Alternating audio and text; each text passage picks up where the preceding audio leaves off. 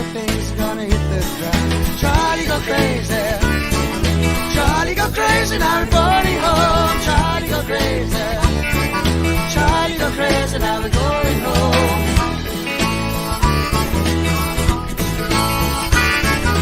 Charlie wake up in a foreign bed from a strange dream that's in his head. Climbing over the border in an MIG to Pretoria from Rory. Yeah, Charlie go crazy. Charlie go crazy, now we're boarding home. Charlie go crazy. Charlie go crazy, now we're going home.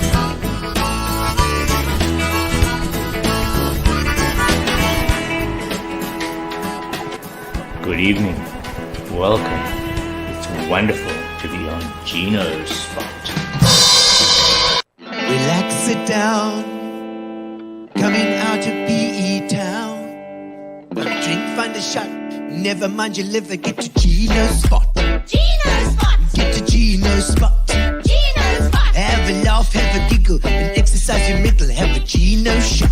Gino's shot! Get to Gino's spot. Gino's spot! Get to Gino's spot. Gino's spot! Have a laugh, have a giggle, and exercise your middle. Get to Gino's spot. Gino's spot!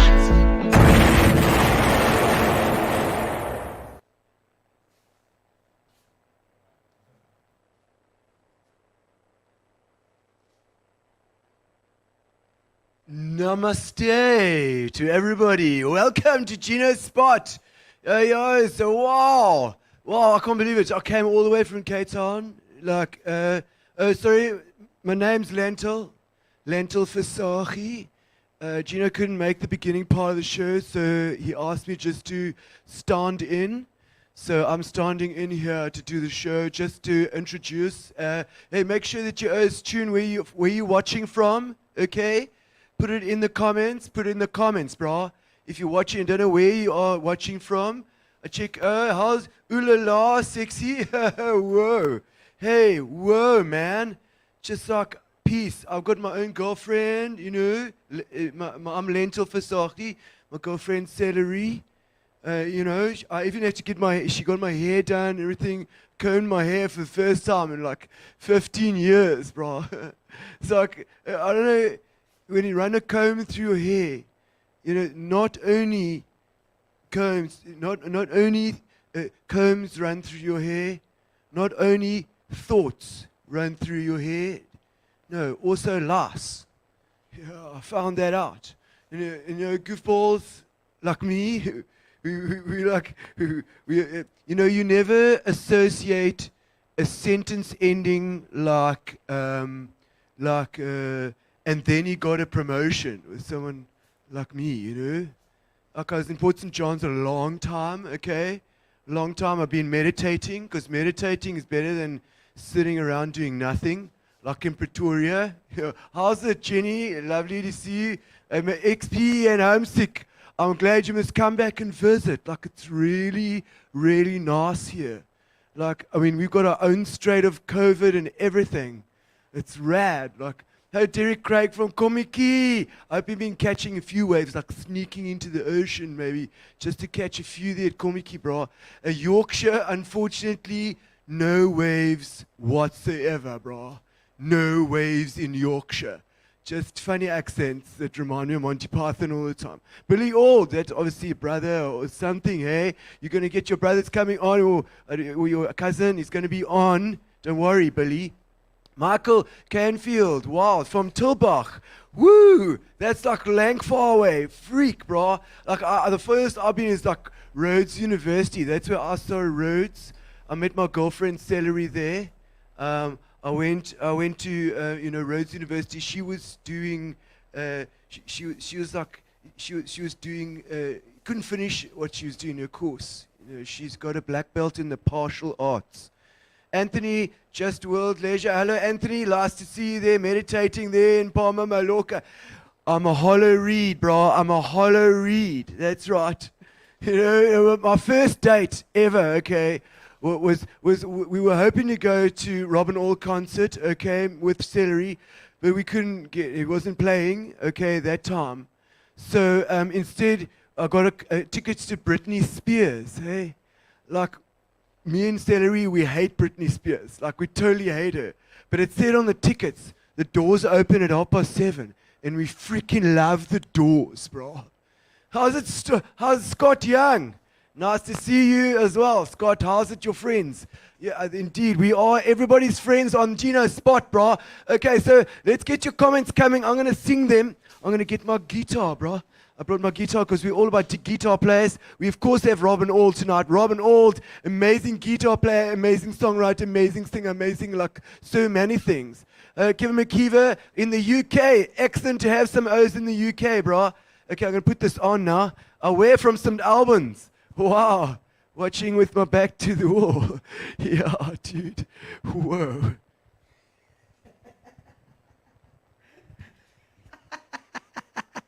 Oh, whoa, bro. Great Graves in Yorkshire. Shockwaves, indeed. Bro, you're all locked down as well, bro. Don't worry. The whole world's freaking locked down. How's it, Michelle Ripsold? Are you from Dubai or somewhere going out there? That's a fabulous.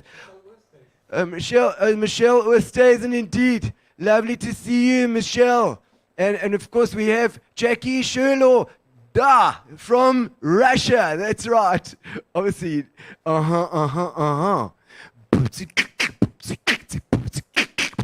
Okay, let's see in the comments. Welcome to Gino's Spot.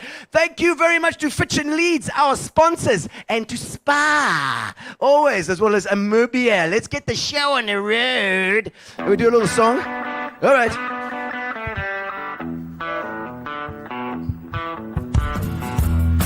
All right, here we go. Well, take me back down with cool water flow, y'all. Let me remember things I've done. Mike Bowen said, show, brah.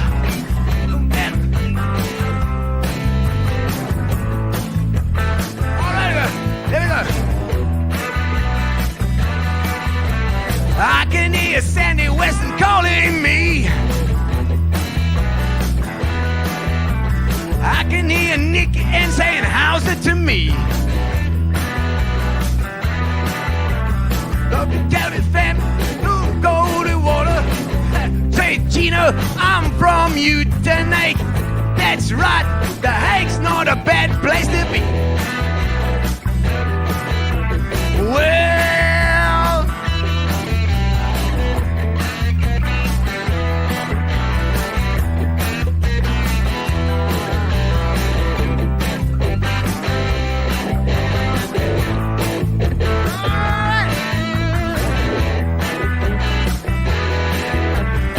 but Jackie Sherlock on my name, y'all. Lydia Falloon said, I love you from Johannesburg. Brian Wilkinson is here so often. I love the show. Yes, you do. Yeah, Gino. Got my black rock. Skipping across Green River. Well,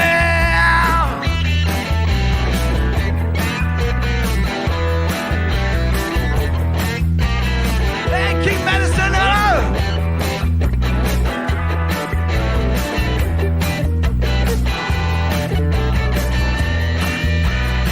Jocelyn Young is here as well.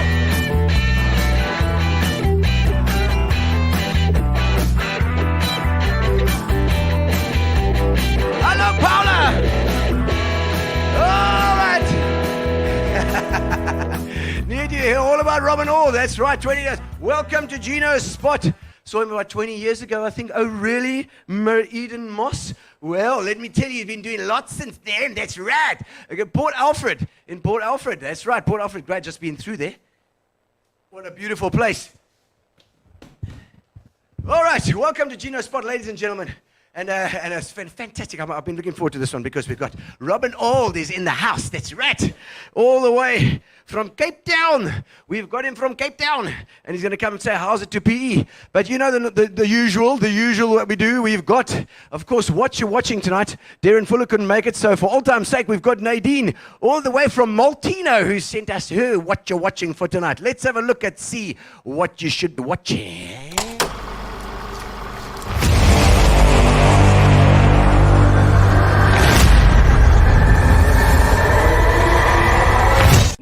guys, Gary asked me to pop you a little video about what I've been watching on TV lately, and quite honestly, I have watched Brooklyn Nine-Nine 5 times in the last 10 months, and the same for Schitt's Creek.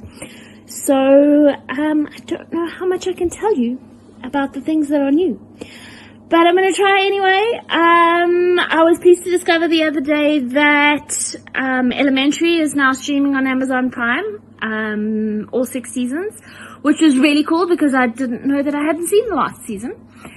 And yeah, so break out the tissues. And also, I discovered the other day that Dexter is streaming on Showmax. And they've also got all 8 seasons, which is great because Dexter's getting a reboot soon. So, yeah, I tend to rewatch when that sort of thing happens. I did discover a really cool movie the other day, which is different for me because I never watch movies. But there's a movie with Adam Devine in it called Jexy.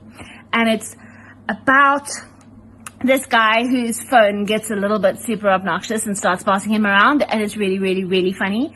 My child and I sat here yesterday afternoon laughing our faces off. So yes, if you have the sense of humor of a 12-year-old boy, it's definitely the movie for you. Just remembered that I totally forgot to wear my crown for Gino, so here's my crown, Gino. And also Jexy's on Showmax, I forgot to mention that part. And Elementary has 7 seasons, not 6. I love the crown. The tiara is ever so lovely, Nadine, all the way from Maltino. Also a place where lots of musicians seem to pop out of the woodwork. And all these small towns. Marion Loudon, all the way from Devon. My Lord, Marion. I hope things are going well. Of course, we can't sing at the moment. She's a beautiful singer. She sings like she's got a voice like a Mack truck. Waka-chow. Dawn Taylor, hello, see you, Dawn Taylor as well. We are going to, hello, Billy. We have got, which I think it would be your brother, coming on around about now because, ladies and gentlemen, it's Robin Auld in the studio. Let's do a little introduction. First of all, some waves.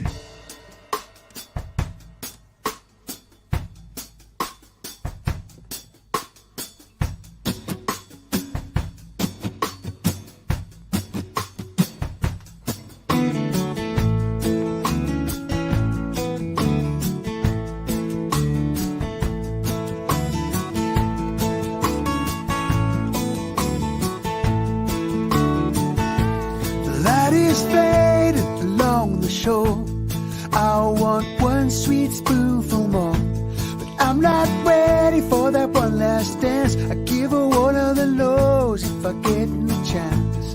But if she takes me, oh then she takes me. If she takes me, then I'm going home. If she wants me, I guess that she'll have me. All I ask is that she swallow me whole, oh, swallow me whole. Back of the line, out of time. Back of the line, shadow on my mind. Back of the line, out of time. Back of the line, shadow on my mind.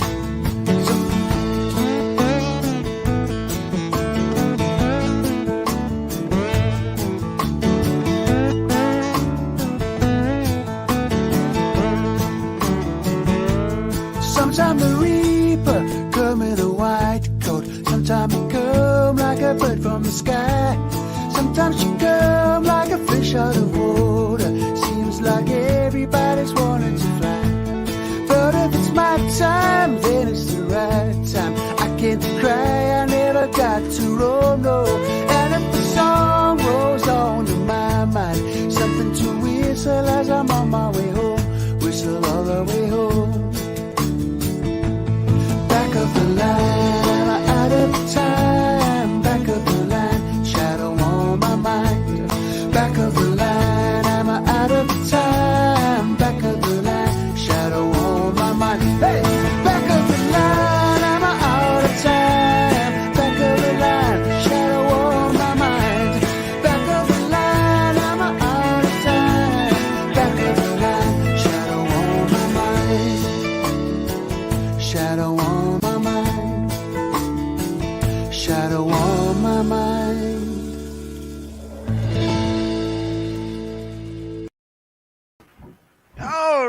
Auld. Welcome to the studio, young man. Hey, that's it.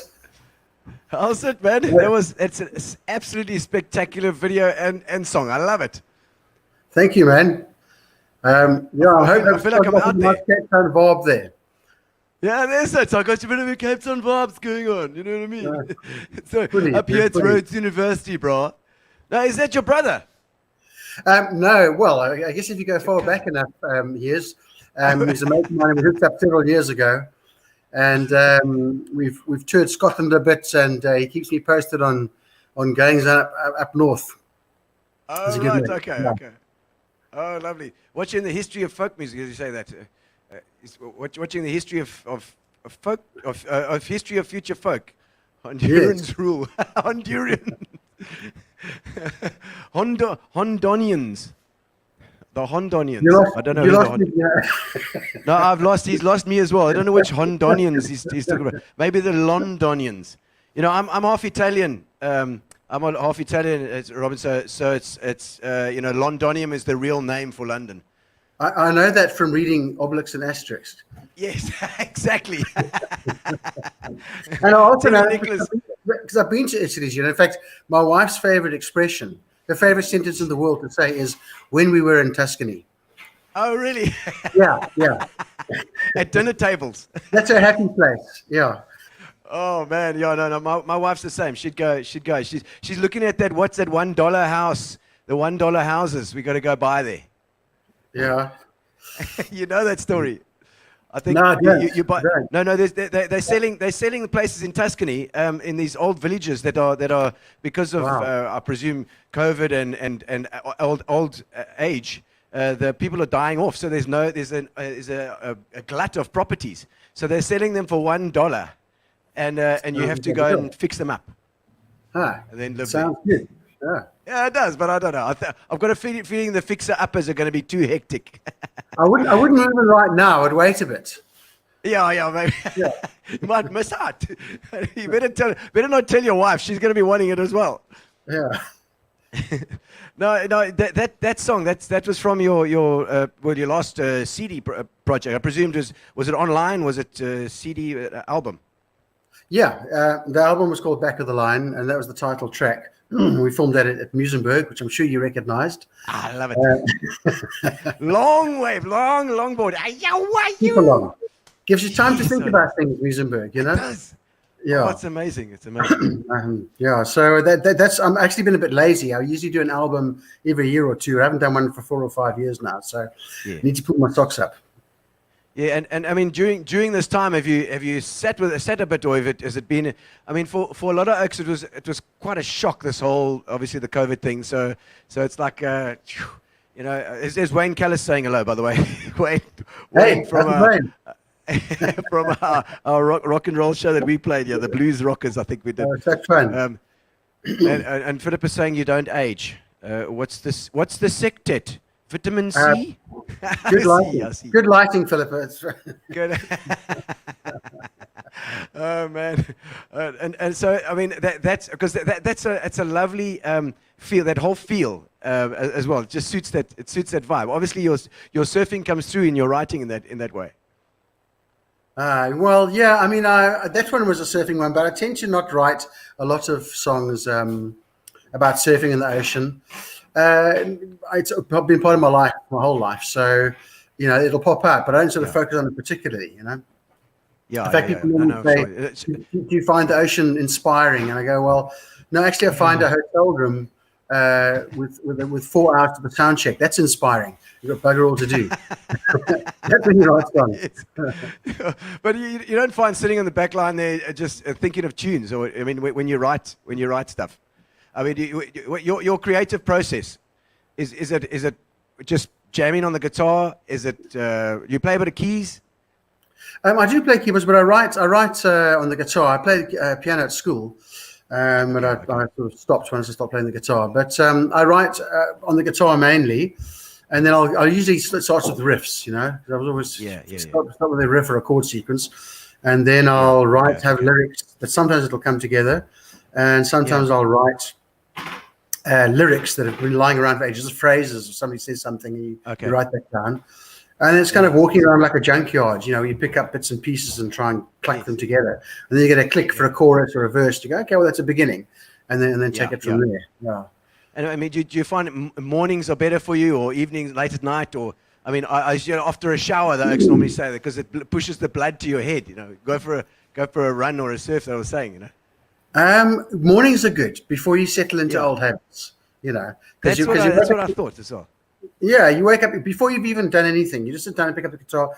Guaranteed, something new is going to pop out. Yeah, and you've got about 50 minutes of that, and then you're going to settle into your old ways. So yes. you know you've got to. You know, those licks that you pick up when you're waiting for people to arrive or something. You just settle into those old licks.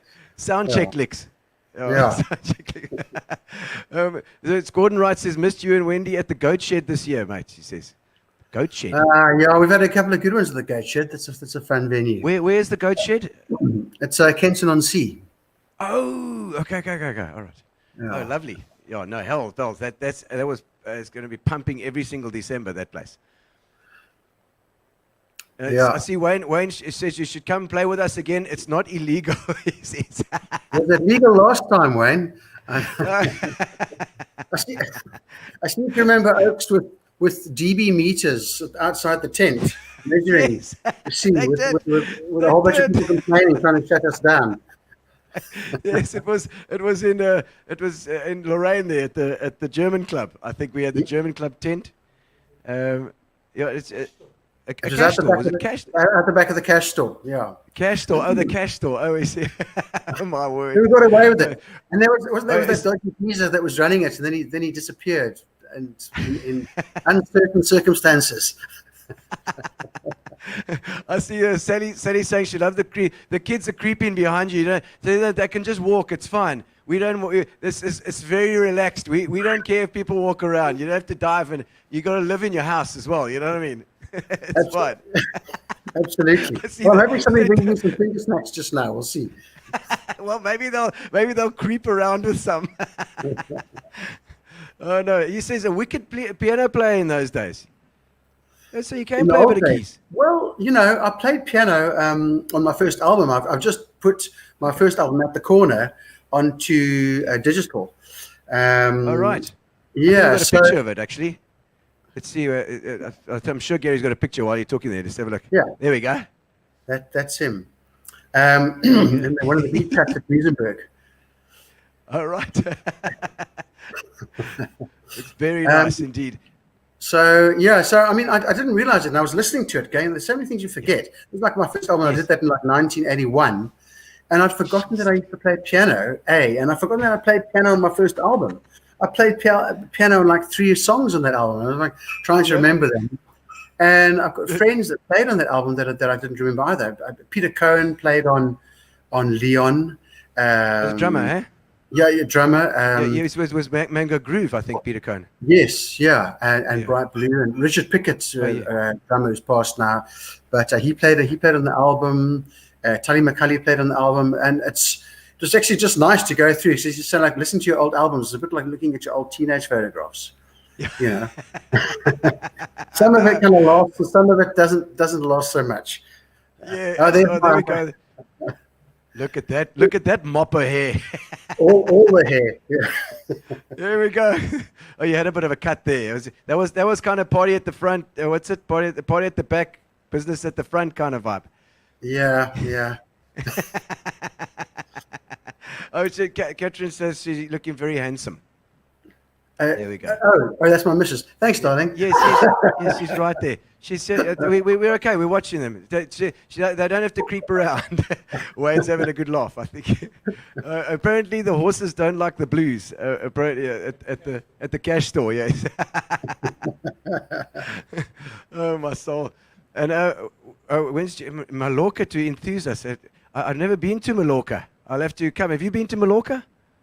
I haven't. But we're working on it. We're working on it. It's going to happen sooner or later. Well, I think Anthony can just get us to come from World Leisure. I think you better just fly us up there. Harrison, I'm sure it'll happen. There's a nice link there. Anthony's my partner in Shoreline Songs, my publishing company, and Oh, right. he's a European bass for our activities. Yes. Oh, So he's lovely, involved with the music scene there, and there's always music coming in and out there, and lekker roots stuff, banjo players, and it's all going on. Very, very roots based, and lots of guys playing. So it's, we'll get there. Have you? I mean, you must have enjoyed the new. I mean, also, I think your music has changed so much since your first albums. And I think have you gone back to roots again? Have you? Is it like that Mumford scene that came through? Like a freight train at one stage was sort of brought folk back into the mix. Well, they brought the waistcoats back. That's for sure. So, when I saw those waistcoats, I thought, no, I've got to get myself some of that. Absolutely. No, actually, they sort of exploded out of a London folk ethic that's actually super strong in the UK. And so, I resonated with that for sure because at the end of the 80s, I had a couple of discussions with guys with major deals. The whole pop rock thing in the 80s was major label models. And I ended up in the UK, actually in a town called Hitchin. Hitchin Hurts, as we like to call it. And and I sort of fell into the local folk club there. The Hitchin Folk Club is one of the oldest folk clubs in the country.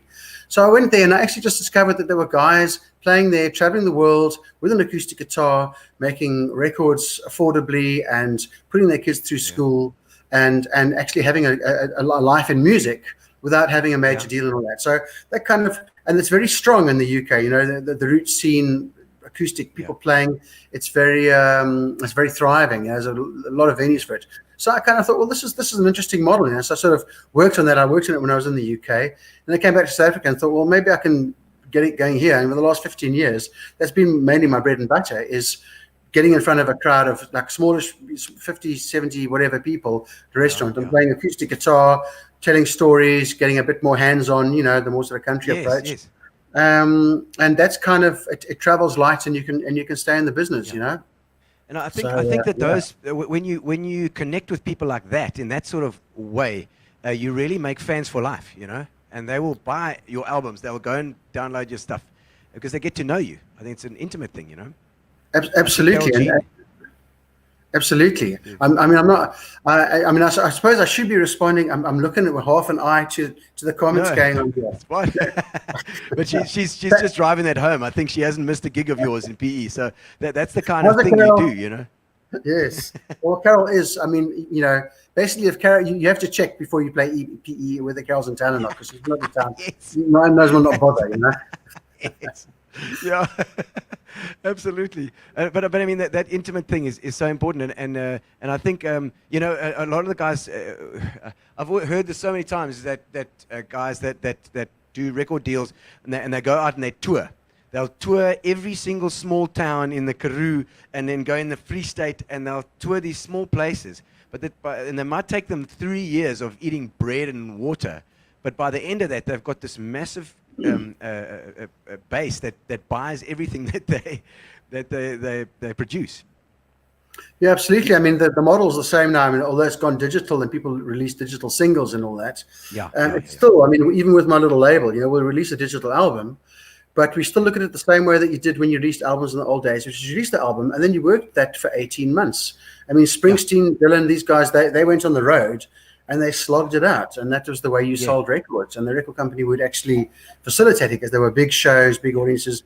It cost a lot of money to do it, and they would put money in because that's how you sold the records. So that hasn't gone away, And going even further, with the streaming thing, people are earning so little for the streaming that it's got back to even prior to those days where people made recordings just to try and get people to come to their shows because they were making money at the shows and they wanted more foot through the door. So how can we get people to come to shows? Well, we got to make a recording, and that's how those early guys in the late 40s and 50s they started making these recordings to get people to come to their shows, and we're kind of back there again. Yeah. It's actually is full circle. It's a very interesting point that you've struck on there because it's that marketing thing. Before she's asking whether you're coming to KZN again. Yeah, I'm seeing that, but I'm just going to respond to Jackie here. Robin is a grandfather. No, I'm not. It's actually a Jackie. It's actually a source of some discomfort for my good lady wife, because she's not a grandmother yet. Because she keeps on, because my kids are just being very slow. They're just not with the program, and they're not delivering. Don't complain. Don't complain. Great father. Oh my God. No. So, but what you're saying is that basically the record companies, because I think when you did your first album in the 80s, the guys that were releasing albums, you had to actually press a flippin' LP. That's not cheap. To record in those days was not cheap either. You had to book that studio out for 3 weeks or 2 weeks or whatever you're going to do, or 4 days if you were desperate. But you had to actually. There was so much you had to do before you even got to that first point of creating an album. It's like you had to have your head above the rest of the gigging bands, for one, because an A&R guy would have to notice you or see you. I mean, I don't know if this is the case. I'm kind of surmising. Well, because it was expensive. I mean, a roll of tape, Yeah. 2-inch tape in 1982 cost $3,500. I mean, That's a lot of nobody money. had that. I bought my first guitar, my Ibanez Concorde. I bought it in like 1980 for $300, and I paid it off over 2 years. 2 years. So exactly. So $3,500 was a lot of money for a roll of tape. Yeah. And Absolutely. so did you have to have that record company behind you? I mean, did you have to have it in the beginning? You couldn't really make one without a record company. Yeah. So now, I mean, now it's kind of the tools are in the hands of everybody. But by the same token, when it comes to actually getting noticed, you still kind of, it's very hard. You kind of still need to be signed, really. Yeah, it's true. Because then it's the money that it takes to pay Facebook, to pay whatever, to get the name out there. I suppose that's the thing. Well, now what you had is the easy to make a record, but now every Oaken's dog can make a record, and we're all artists. Now Instagram's come along, everyone's an artist, and so it's just completely swamped. And so to push through that, you kind of still need the label, really. Yeah. That's true. So are we back there again, man? For God's sake. Same as the old boss. Yeah. Jeez, like Stuart Potgieter says, hi there, Robin. The first time I saw you play was Brass Bell 20 years ago. The Brass Bell is a lovely venue, hey? Yeah. Have you played there pre-COVID? No. Every now and then I do. We did a little run of Shoreline Songs at upstairs venue at the Bell, which was very lekker. And we still play it here and there. But that period in the 80s was when it was a different time. As you said, it was pre-digital. So you had Nuclears and Stellenbosch and the Hidden Cellar and the Brass Bell, and that was that. Yeah. So, for venues. So I mean, most people that I know that are my age, they saw me at the Brass Bell at some point in time. That was like one of those three venues. Yeah, I still kind of say, if you actually heard me at the Bell, you probably weren't really there because everybody was so drunk most of the time. Oh, classic. You live in Kalk Bay at the moment? Actually, at the moment, we're in Muizenberg. We're in Kalk Bay, but we're staying in Muizenberg, which is my old hood, just while they're doing some renovations in Kalk Bay. So we're here till kind of midwinter. But it's my old hood, so I'm really enjoying it.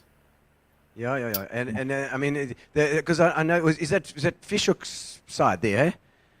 Yes. Do you know Paris? You know Paris Lucas? Yes, absolutely. I've recorded there, and we've done work there. Yeah, good man. No, Paris is an absolute legend. He's also got and I hear you've got a beautiful view of the bay. And I know when we recorded there, the drums were set up right at his window, and we looked up over Fishhook. It was just the most beautiful place to lay down tracks. Yeah. No, he's got an awesome spot there. Is he still going? Have you seen him recently? Not very much, eh? I think he's kind of pulled back from the recording side a bit. So I'm not too sure where it is. But I recorded with him, I think, last time about 2 years ago. Did a session there. Okay. Well, somebody could tag him then. He's got what a legend, and so many bands as well been through there. But Robin, let's go. Let's take a step back. I always go right back in history. I want to go right back to the beginning. Where were you born? Where'd you grow up? Well, I haven't grown up yet, but I'm working on it. But I was born in Lusaka in Zambia, Lusaka General Hospital, And I started off there till I was about 6 or 7. Then I had a bit of a stint in the UK, in Scotland, Kilwinning, which is on the west coast of Scotland. We were there for a little while, and then we went down to England for a little bit, and then we came out to South Africa when I was 10 years old. And we moved out to Fishhook, and then so basically my school years, primary and high school, were at Fishhook, which is the valley there. Which we talk about Fishhook Valley, kind of like Hotel California. You know, you can check out anytime you like, but you never leave. You know, even when people leave, they come back there. It's just got this magnetic sort of thing. You know? Okay. Yes. It's like a magnet. It's beautiful there. It is beautiful. It's definitely got its own vibe, eh? I mean, saying hello. Yes. Hey, how's it?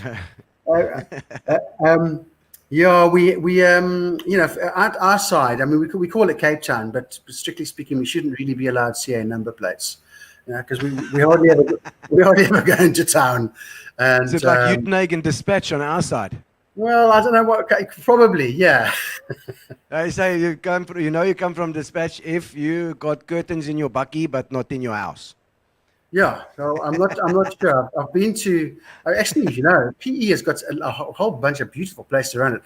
When I was touring with Wendy last time, we were in Oudtshoorn, and we drove like a back road, sort of maybe it was through Uniondale or something. We came out. Yeah.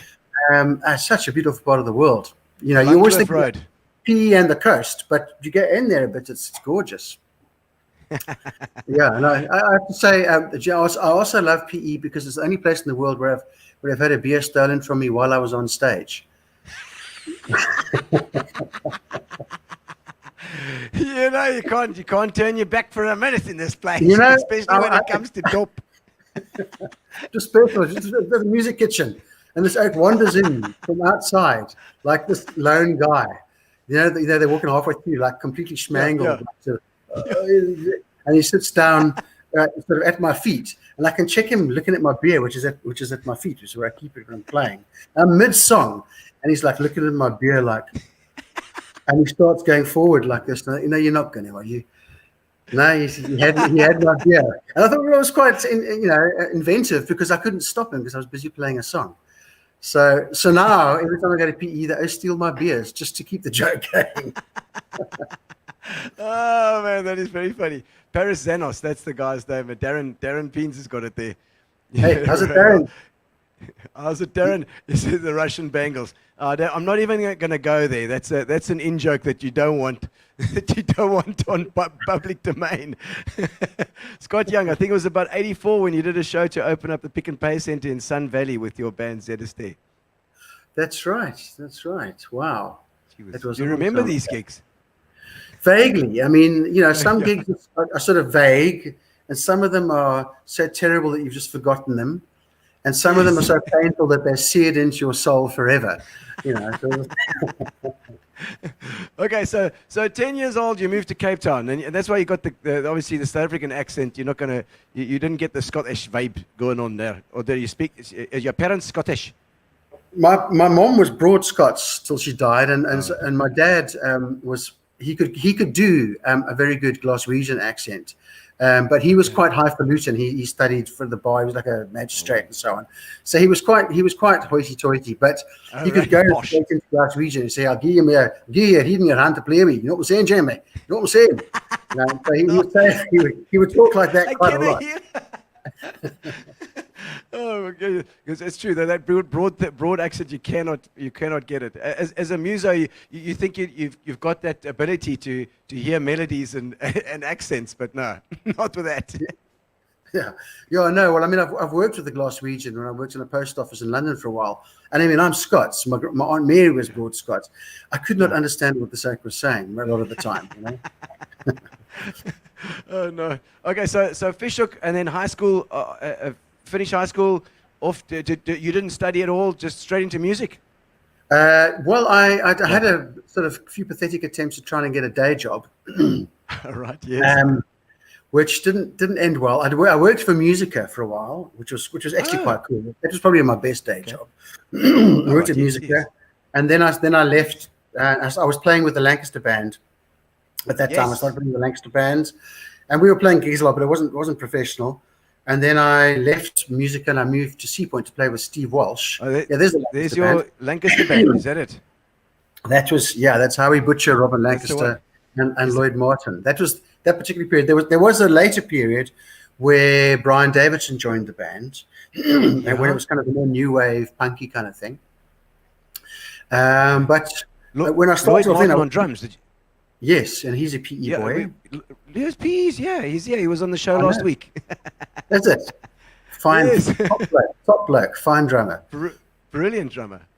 Yeah. Okay, so and that was like ska vibe. Well, not so much. They went into a ska thing after a while. When in that stage, we were playing like Santana, Bob Marley, a lot of covers, Doobie Brothers, not a lot of original stuff. Then Brian joined the band. We went into the new wave sort of thing where we were playing Police and the Members and the Ruts and kind of that kind of post-punk sort of ska thing. Yes. Which we left after that. And then the Lancaster band went into that kind of full-on ska period, and they made Comic Strip Heroes, that album of theirs. So, it wasn't a fully professional thing when I was in it. When I left that, I went to, as I say, I went to Sea Point, and then I sort of became professional, and I started playing. Then I moved back after Sea Point, a year in the big city. I moved back out to Cork Bay, and I moved into Cork Bay, and I got a gig playing at a place called Fanny's in Claremont, and I was playing. Nice. And it was a British couple that ran it, and we played 5 nights a week, 10 to 2 in the morning, 4 sets, and I was playing with Robert Hack, who ended up playing 5 nights a week. Yeah. We made so much money, I tell you. I was getting $75 a night. And it was fine. So I couldn't get out to spend my money. I had a blue panel van, an 8x10 Marshall cab. What else do you need? And I think in a Strat. Yeah, so it was great. And then the Sunday nights we played at the Hard Rock, and then we had Monday nights off.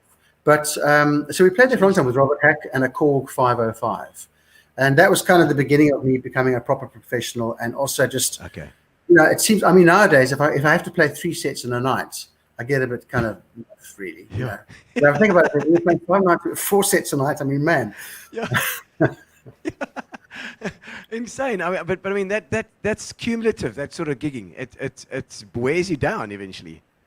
Well, I think when you're young and and dumb, you know, it's kind of you just want more of it. I mean, we used to get home at 4 or 5 in the morning. I'd sleep late, but then I would surf at Cork Bay Reef. So I was like right by Cork Bay Reef. So I'd surf all day as well, and that was the only 2 things in my life. So, you know, you've got plenty of time. And thank you. Some of those. There we got some wine. Have you got some wine? Cheers. Cheers. Here we go. Here we go. Cheers to you. Ching ching. Cheers. Oh, Fanny, that's Carol Jean saying Fanny. She was from Cape Town. A heavy breather garlic bread. Okay. Hells bells. That doesn't sound great. I'm just going to leave that right there, Carol. All right. Gig stamina, you're right. You have to be gigging fit as well, I suppose. You know, it's if you're doing that sort of. And were you doing original stuff then as well? I started writing original stuff, and I was actually playing at Fanny's when my first album came together, which was At the Corner. And Kevin Shirley, the producer, he was working at Tully's at Spaced Out Sound, and he was a sort of an apprentice engineer, and he was coming into the gigs. He came to watch the Steve Walsh Buddies band a few times I was playing with as well, and he would come in and he liked my guitar playing, and we started talking about making a record. So that was that. So we embarked. Tully sort of put up the city. We'll put up the studio time and you know, a little bit of budget, and so Tully kind of facilitated the record, and Kevin produced it, and we put time in, and we used like a variety of guys that were around Cape Town at the time, and that was Kevin Shirley's first record and my first record, At the Corner. He was. That first one, 81. Yeah, I think it was 81, might have been 80. But I mean, Kevin, he left South Africa in like I made a bunch of more records with Kevin, and that was the sort of successful 80s pop rock period with All of Woman and Baby and Good, and we had like chart successes and that with that. And then Kevin moved abroad. He went to Aussie. and he's gone on to, he's working with Joe Bonamassa mostly now, but he's mastered Led Zeppelin albums and done. Yeah, all sorts of no, great he did stuff. some amazing stuff. I know that the one a big thing he came back. Well, here was for me was I remember him doing the Springbok Nude Girls album. That's right. Super. I can't remember what the name was of the album, but it was also a great sound. And and they worked with Neil Sneyman, with who was then apprentice as well. So all these engineers, I suppose, they all help each other as they go along.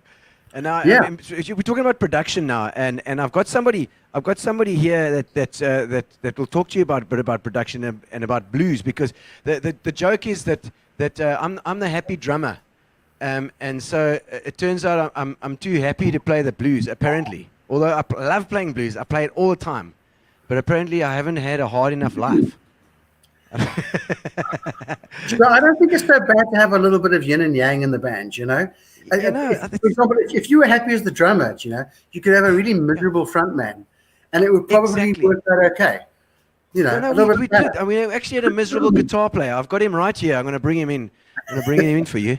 Here he is, Darren Peens. I don't know if you remember Darren.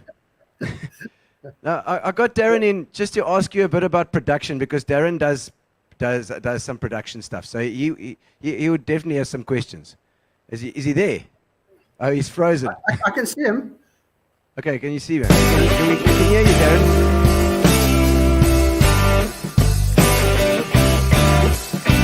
When it was a black day,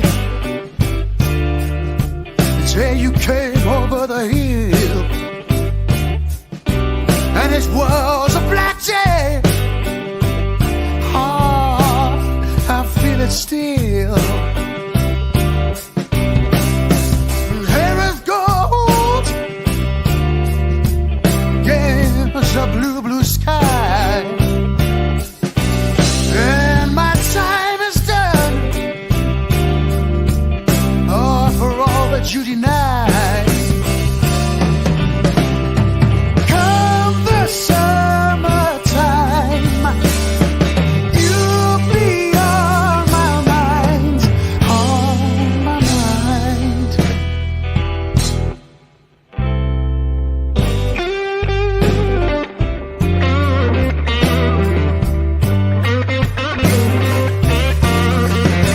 Well, I was on the show, he was coming out. I looked him in the eye. Oh, I saw there was no doubt. It was a dirty lie. Oh, that you told him true. On the other side, he'll wait for you.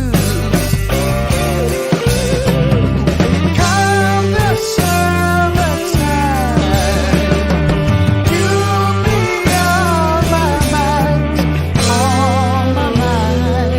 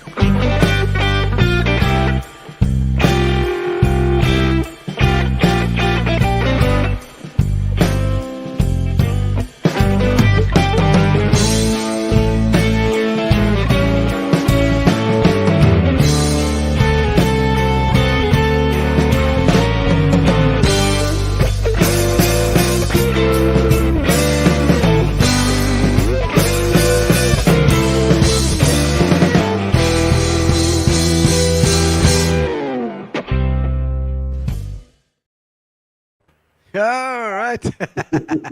That's great. Jeez, I love it. I love it. It's actually Leicestershire, Philippa, it's Leicestershire, and I filmed that whole thing by Leicestershire. myself. Yeah. Okay. Oh, she said it looks like Scotland. How's Yeah. it, Darren? Can you hear us? Oh, no sound. Oh, no sound, Darren. We haven't got sound for you. We could just you're making that loud way that going like okay. Now? No, still not. No. No, we're not getting sound yet, Darren. We have to come out. We'll have to go out and come in again. We'll see if we can get you. But no, nothing. But tell us about that. That's that blues. Is that a blues album? It was a kind of a blues album, blues roots album called Fingers in My Pocket, which I recorded in London with Barry Van Zyl and an Aussie bass player by the name of Simon Horn. And we did the rhythm sections in like 2 days. You know, we just we actually managed to blag a studio from a consortium of reggae producers in London, which was actually really nice. They had these like amazing spring reverbs, like massive things hanging from the wall, you know, and all that. So we did the backing tracks there. Then I overdubbed some stuff in Leicestershire in Melton where we were living, and then we mixed it there. And so it's not a full-on blues album, but that's a kind of a blues track that is a mix of, you know, I wanted to make like an African equation. I'm a big fan of Malombo and Philip Tabani. So I hear those kind of inversions are very similar to what the rock and roll oaks used to play in the late 50s when it was just moving from kind of, you know, major key stuff to the pentatonic blues thing. I always find that very interesting. So sorry, I'm getting waffling a bit technical here, but no, it's fine. It's kind of a mix of the African and traditional blues. Yes, because you've gained more and more that African kind of feel that's. That vibe, you know, as you've got older and got into it, your songwriting has changed, you know, over the years. Yeah, I mean, it's also the production changed because in the 80s, you know, the drums didn't sound like drums, you know. Yeah. So I think the drummers suffered the most in the 80s. You know. Round about the time the Linn drum came in. Yeah. So there were these huge gated snares going, and you know, and all that kind of stuff going on. So it was a very 80s kind of a thing, and also, you know, Kevin's production. He's got a very expansive, big, you know, he makes recordings very big and so on. Okay. So that's the way the songs went, and they were successful, you know. So, but in actual fact, I mean, I was always listening more to more roots-based kind of recordings, you know, Little Feat, JJ Cale, Diddy Dan, stuff where it's more based around people playing. So it just kind of naturally drifted that way. And I made albums with Lloyd Ross from Shifty Records. That was kind of also very much more, he just sort of gets the arrangement right and puts mics in front and then gets out the way kind of a thing. Okay. So that's more the kind of a recording that I enjoy, and I prefer it now. And thankfully, it's gone a lot more that way, to where you know, it's now cool that you can just actually play in a band and play your guitar, and that's fine again, you know. Yeah. It's like proper. So get down to basically hearing what's coming out the amp in the room, or coming out the drums in the room. That's and hearing a band. Well, having said, on SA radio, you don't get it very much. No, you don't. Which is kind of weird, because, you know, we make so much of it. We make so much beautiful roots music and instrumental music and guys that can play. Yeah. But it doesn't seem to make it on the radio, and it's weird because we get almost kind of hoodwinked into this idea that this is how the modern world is. It's not. It's not at all. It's not. And like you're saying again, the live shows are becoming more and more important. You know, it's feet through the door and making sure that you earn a living out of your craft. And it's because you're a skilled muso that you pop your head up above the other guys, you know. Oh, thank you. Yes, Barry is another PE boy, Barbara. Yeah, Barry. Is it Barry Van Zyl? Yes, Barry Van Zyl, absolutely. I'm just I see that because there's a whole bunch of people from all over the world watching. Now I see that you were talking about the African feel. And there's an over the mountain thing that you were doing. Now let's just have a quick look at this video.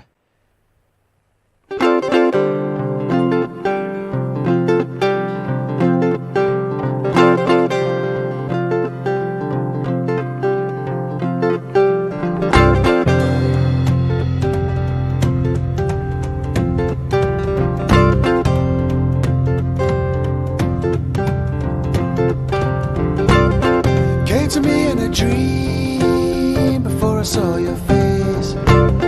Saw you in the sky from a lonely place. I knew your heart before I knew your name. Now and forever it'll be the same. Over the mountain I wait for you.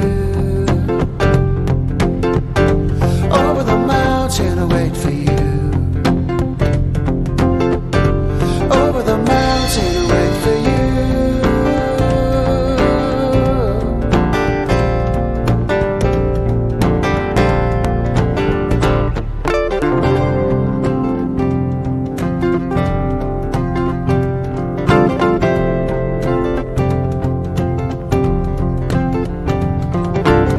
I stood alone on the desert sands.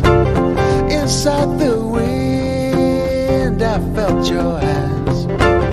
I heard your voice whisper in the trees, in the song of the birds that sing to me. Over the mountain I wait for you. Over the mountain I wait for you. Over the mountain I wait for you.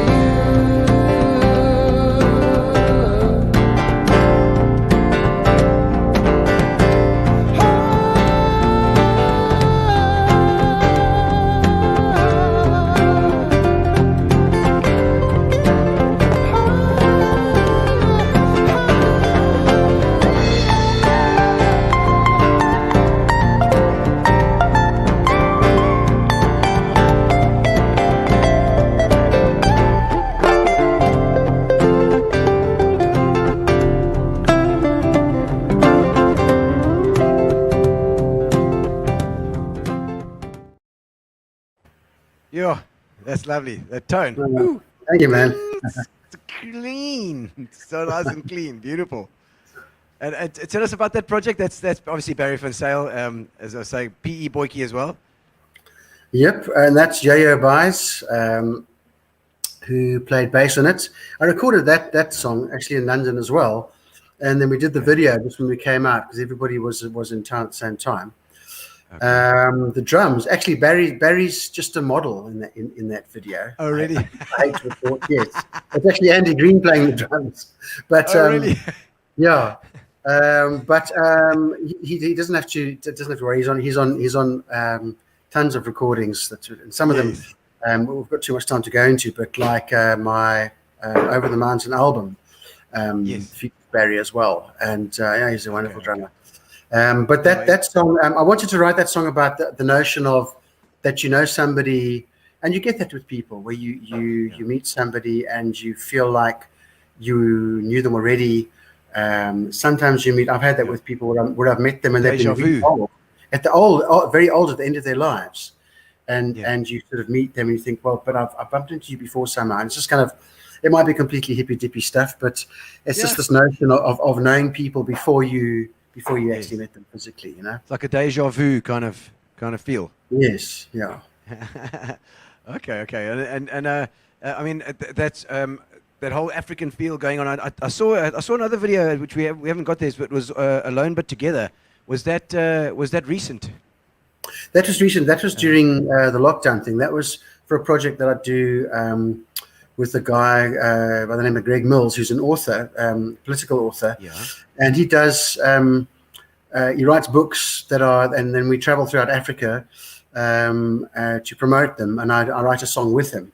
And this one was Alone But Together. I actually co-wrote this with Greg, and then we did it with Bobby Wine from Uganda, who, by the way, is like this hectic politician as well, young guy. Oh, really? And he's in Uganda, and he's running to try and overturn Museveni in Uganda. Man, we're having a hard time of it, but Bobby Wine has been having such a hard time of it.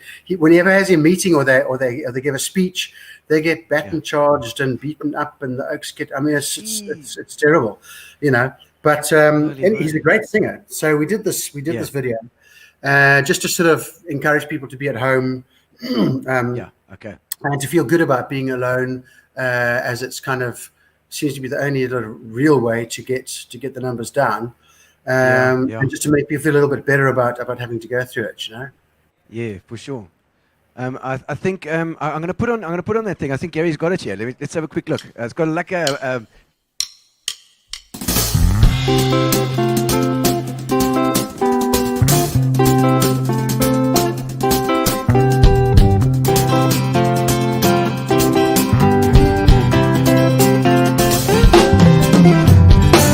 Different times are here, Oh yeah, searching for the answer.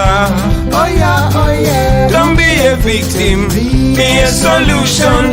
We have to persevere. All alone, but all together in our homes for each other. I know we'll find our way in Africa.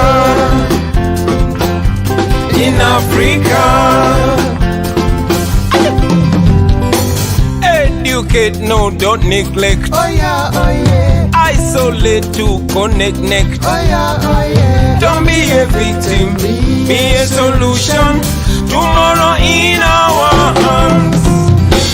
All alone, but all together in our homes for each other. I know we'll find our way in Africa. In Africa. Social inclusion. Oh yeah. Climb the ladder. Oh yeah. Don't be a victim, be a solution. Respect for one another. All alone, but all together in our homes for each other. I know we'll find our way in Africa. In Africa. In Africa.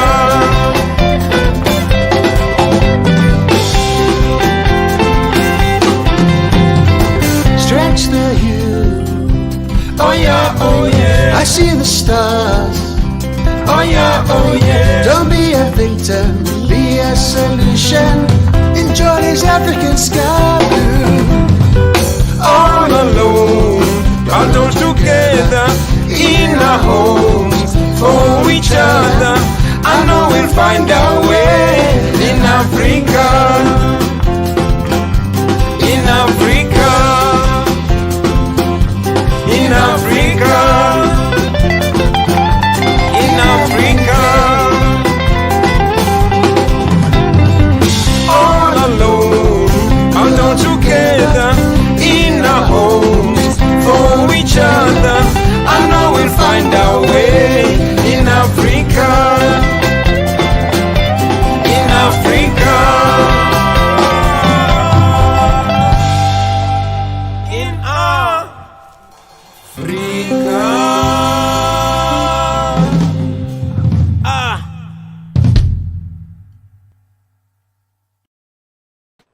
yeah. There's a lot of people there.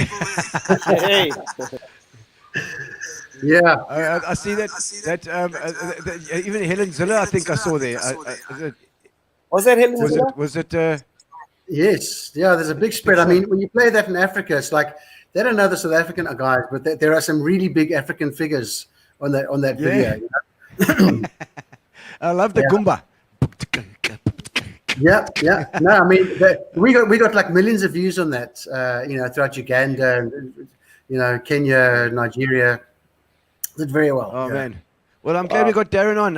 You can hear us and we can hear you now, Darren. Can you hear me? I can hear Great. you now. Yes. Robin, yes, Robin, I how can. you doing?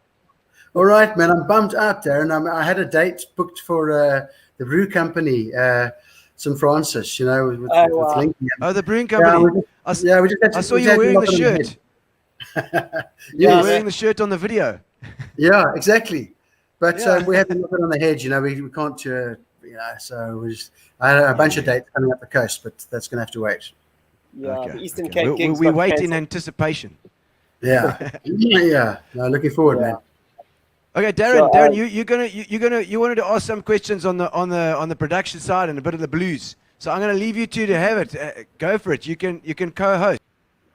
Well, so firstly, let me say, Robin, firstly, your song Love Kills when I was much younger. It was one of the first songs, South African songs that I heard that, I mean, by the age of, I don't know, I must have been 22 or 23, but to hazard a guess, I'd already heard so much music in my life because, there's such an appetite for new music.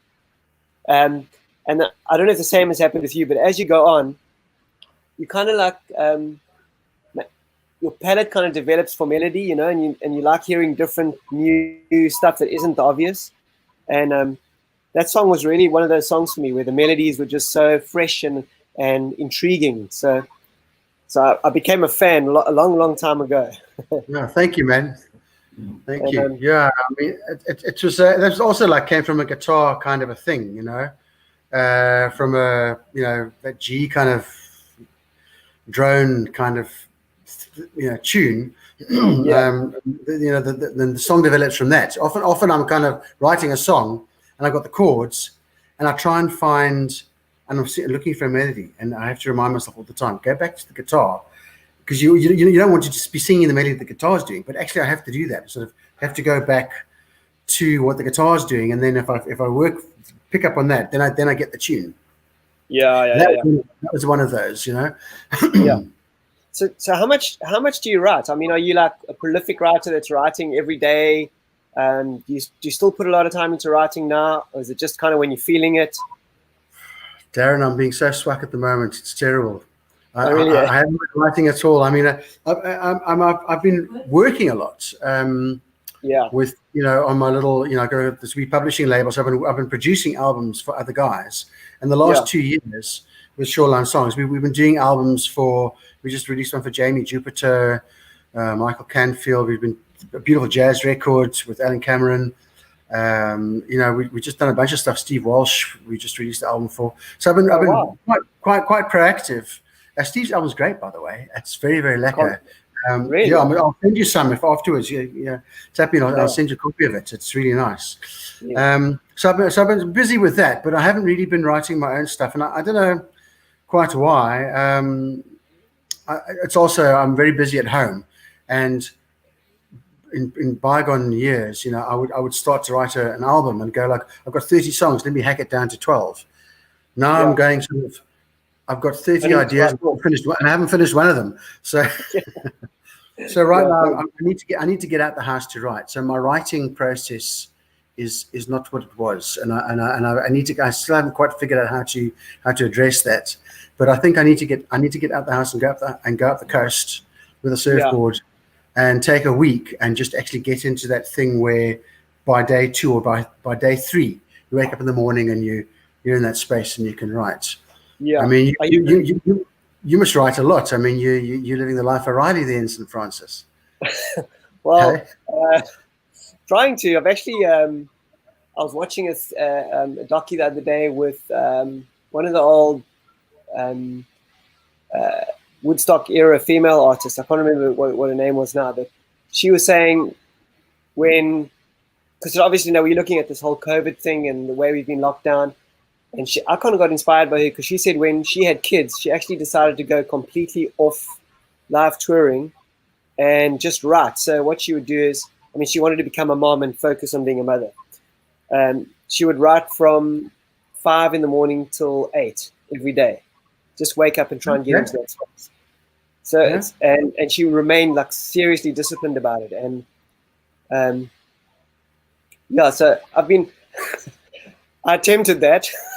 It hasn't worked out that well, but definitely it has put me onto a track of writing again as well. I think the in the morning thing is good because I don't know how you find it, but I find like I was saying to Gino earlier, you wake up in the morning, you pick up the guitar, you play something. It's going to be something you haven't played before. I don't know why that is, but it's like if you sit down for 5 minutes when you first woken up, you'll play something. Then when the day settles in, later on in the day, you're likely to just fall into those old patterns and things that you play all the time, that you just fall back on. And I do that a lot, So the first thing in the morning, I think that's a good thing, especially when it starts getting on a little bit. Or when one gets too comfortable, because comfort is the enemy of songwriting, eh? Yeah, no, absolutely. So Yeah, so I'm actually looking forward to the process. I'm going like I'm not stressing about it. I'm not going, oh hell, I'm not writing. So like I know I've got to clear a bunch of stuff still, you know, as the year swings in. But then I know I'm going to go and write and do a recording thing. And what I want to do is not do a recording thing where I'm going, okay, I'm making this album because I've got like, you know, happy African stuff and blues stuff, and I've got a really slow stoner album that I want to make as well. Okay. Very, very slow tempos, you know. So I don't want to make make like I'm making this album. I just want to just record, set up a house, set up drums, and have guys just come in and play, and then just record for a whole 6 months, you know, and then just look at it and see what you're going to do with it, rather than having a preconceived idea about the album you want to make. Whether whether that actually works, I don't know, but that's what I want to do. I think it will. I think obviously it will. I loved what you were saying earlier, Robin, about going back to, you know, recording really authentically. One of the producers that I worked with kind of said that he uses like the whole computer and Pro Tools thing as, he sees it as a tape machine, you know. Yeah. Instead of paying $3,500 a roll, got unlimited tape, but he tries to limit himself like that, you know. So, and really let the thing be authentic and natural. Yeah, well, when I record, when I do record my own stuff, I tend to try and avoid, you know, doing cut and paste records where you like that thing where you do the one chorus and then you cut and paste it for all the choruses. I hate that, you know.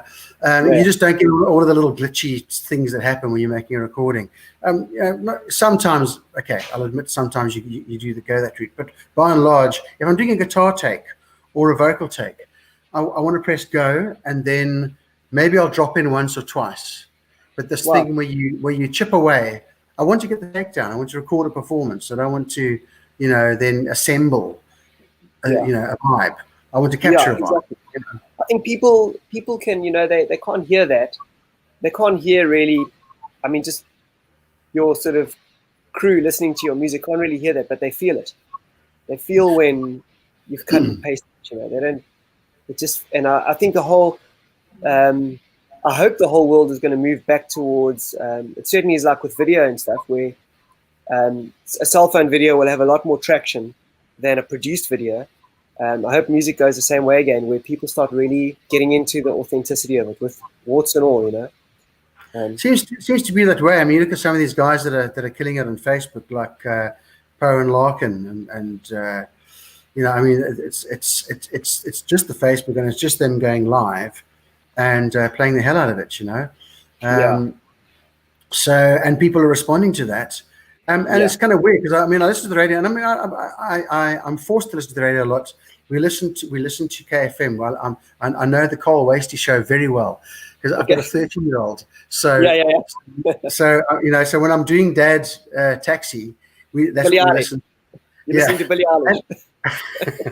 Well, you know, it's and I must say, like, some of the stuff I listen to, go like, well, there's definitely a route for me to that stuff, like Post Malone or 21 Pilots or stuff like that. Kind of like, these are fairly solid songwriters. It's actually quite staid songwriting, you know. They might have little production tweaks going on, but it's actually fairly conventional songwriting, and you know, and I enjoy it. So, so there's hope. I know what's so cool is we're actually living in an era where like anything goes, you know. If it's good, it goes. Yes, and I find with my stuff as well, particularly when you get a wee bit older, is that kids will then, because you're not even competing with anything that's in their sphere, they kind of go, it's like, you know, if I was going to go watch BB King or an older artist, you know, you want to see that they're fully realized, you know, personality. They don't have to compromise in any way, shape, or form. So that's one of the benefits of getting older. Yeah. What are you listening to at the moment, Robin? Geez, I have to admit, I've been listening to the Beatenberg album quite a lot. Really? Wow. Hanging Gardens of Beatenberg. I mean, I think it's such a good record. I really love that album. I mean, when I first heard it, I thought it's kind of quite studio-y and a bit kind of muted energy-wise. But as I've gone on listening to it, like the songs and the melodies are just so great, and the producer's so good. So I've been enjoying that album quite a lot. In terms of other stuff, I've been getting quite. I've been going back. I mean, there's a lot of acts that I missed, and now I sort of go back to them. Like all of a sudden, I've decided I really like the Great Beyond by REM. So I've been listening to that. Yeah. And I didn't get into REM when they were happening. They were all over the show, and I was I'm going back to things like the Smiths. I never listened to the Smiths. Now I'm listening to the Smiths and going, geez, so I'm enjoying it. So I tend to go back and claw back at stuff that I missed. But I enjoy, out of the stuff that's coming out now. As I say, when I hear, for example, 21 Pilots or something like that, pop stuff, because I'm hearing that on the radio. Then I've got mates who play me stuff that's big on the country scene, Jason Iqbal, that kind of contemporary Nashville scene or country scene, which is really nice as well. There's a guy who's, is it Steve Lowe, something like he's massive. He's signed to Anti Records. His name escapes me now. Big dude with a beard, and he said he plays acoustic guitar. Sean Lowe. And like really powerful performer, he's a brawler like me. He can go in front of a rowdy pub and he's not going to disappear. So I enjoy him. But I do battle to find stuff. I mean, what are you listening to at the moment? What are you enjoying? I'm actually, like, in a way also I'm kind of going back to all the stuff that. Can I have this blanket? Dad? Sure you can. Can you get this blanket out? Sorry, hold on, everybody. Can you get this blanket out? Sure, you can take it out. Here you go. That's it. Mom. Have you got your kids coming on?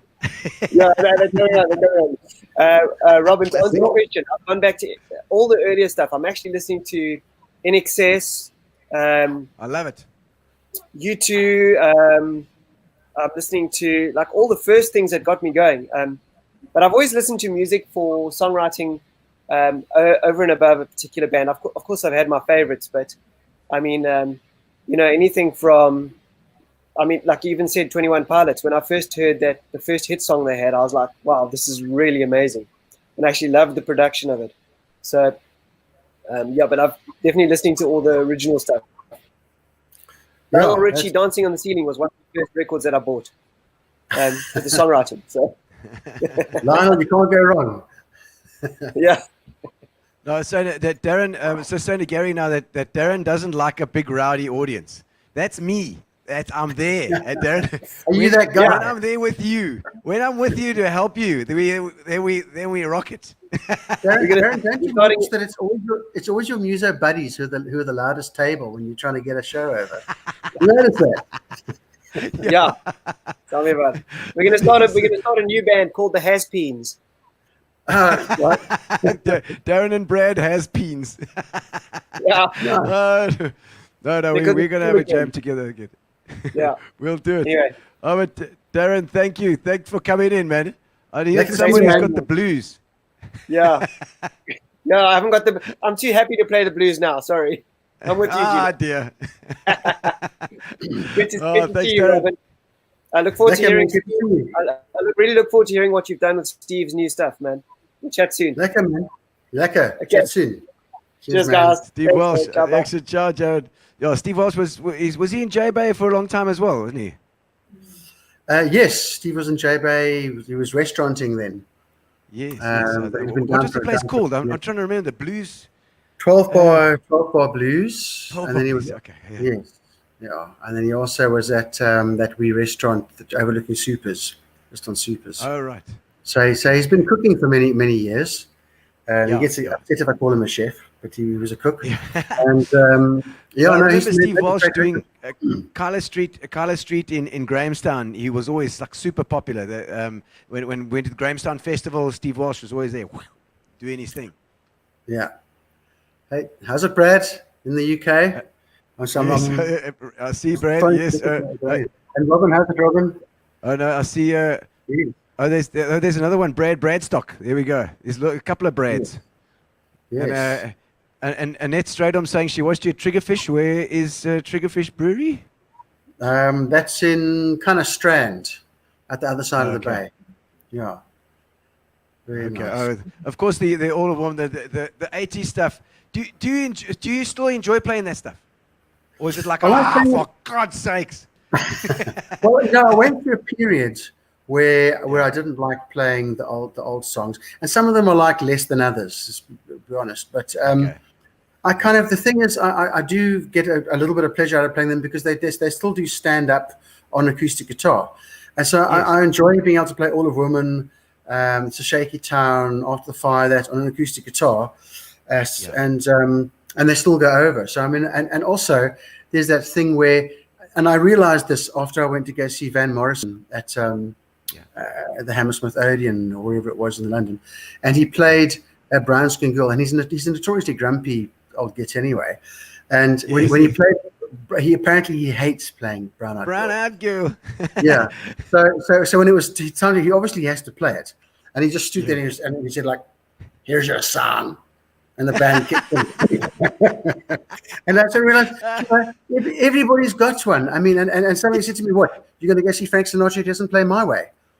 And there is that, you know. So you've got to realize that maybe there's people that have come to see you. They haven't seen you for ever or for 20 years, and there's that song that they know. Just play them that song. That's what's kept you going, and it would kill you, you know.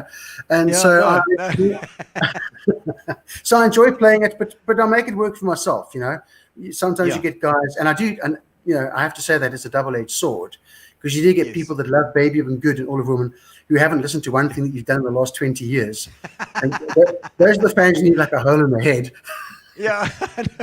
Well, I tell you what, my wife said to me, I said to her, Philippa, do you want me to ask any question, Robin Auld, any questions? She says, ask him if he remembers me. I was the one in the tank top in 1985 at the top in the Feather Market Hall. I was the tank top with the big frizzy hair. It's coming back to me now. It's coming. We got some tunes. Let's have a look at them. So many people looking, they find us still they turn away. Maybe they're for something better, yeah. But with you I stay. You were all a woman to me. There was something of you in every girl I see. You were all a woman to me. You were all a woman to me. There is something of you in every girl I see. You were all a woman to me. Yeah. And you were all a woman to me. There is something of you in every girl I see. You were all a woman to me.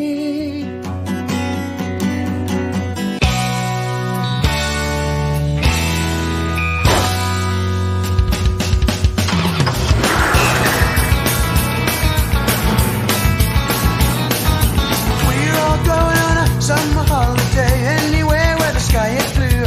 Take you anywhere you want to, darling. A miracle of the West, it's true. Yes, it's time to take it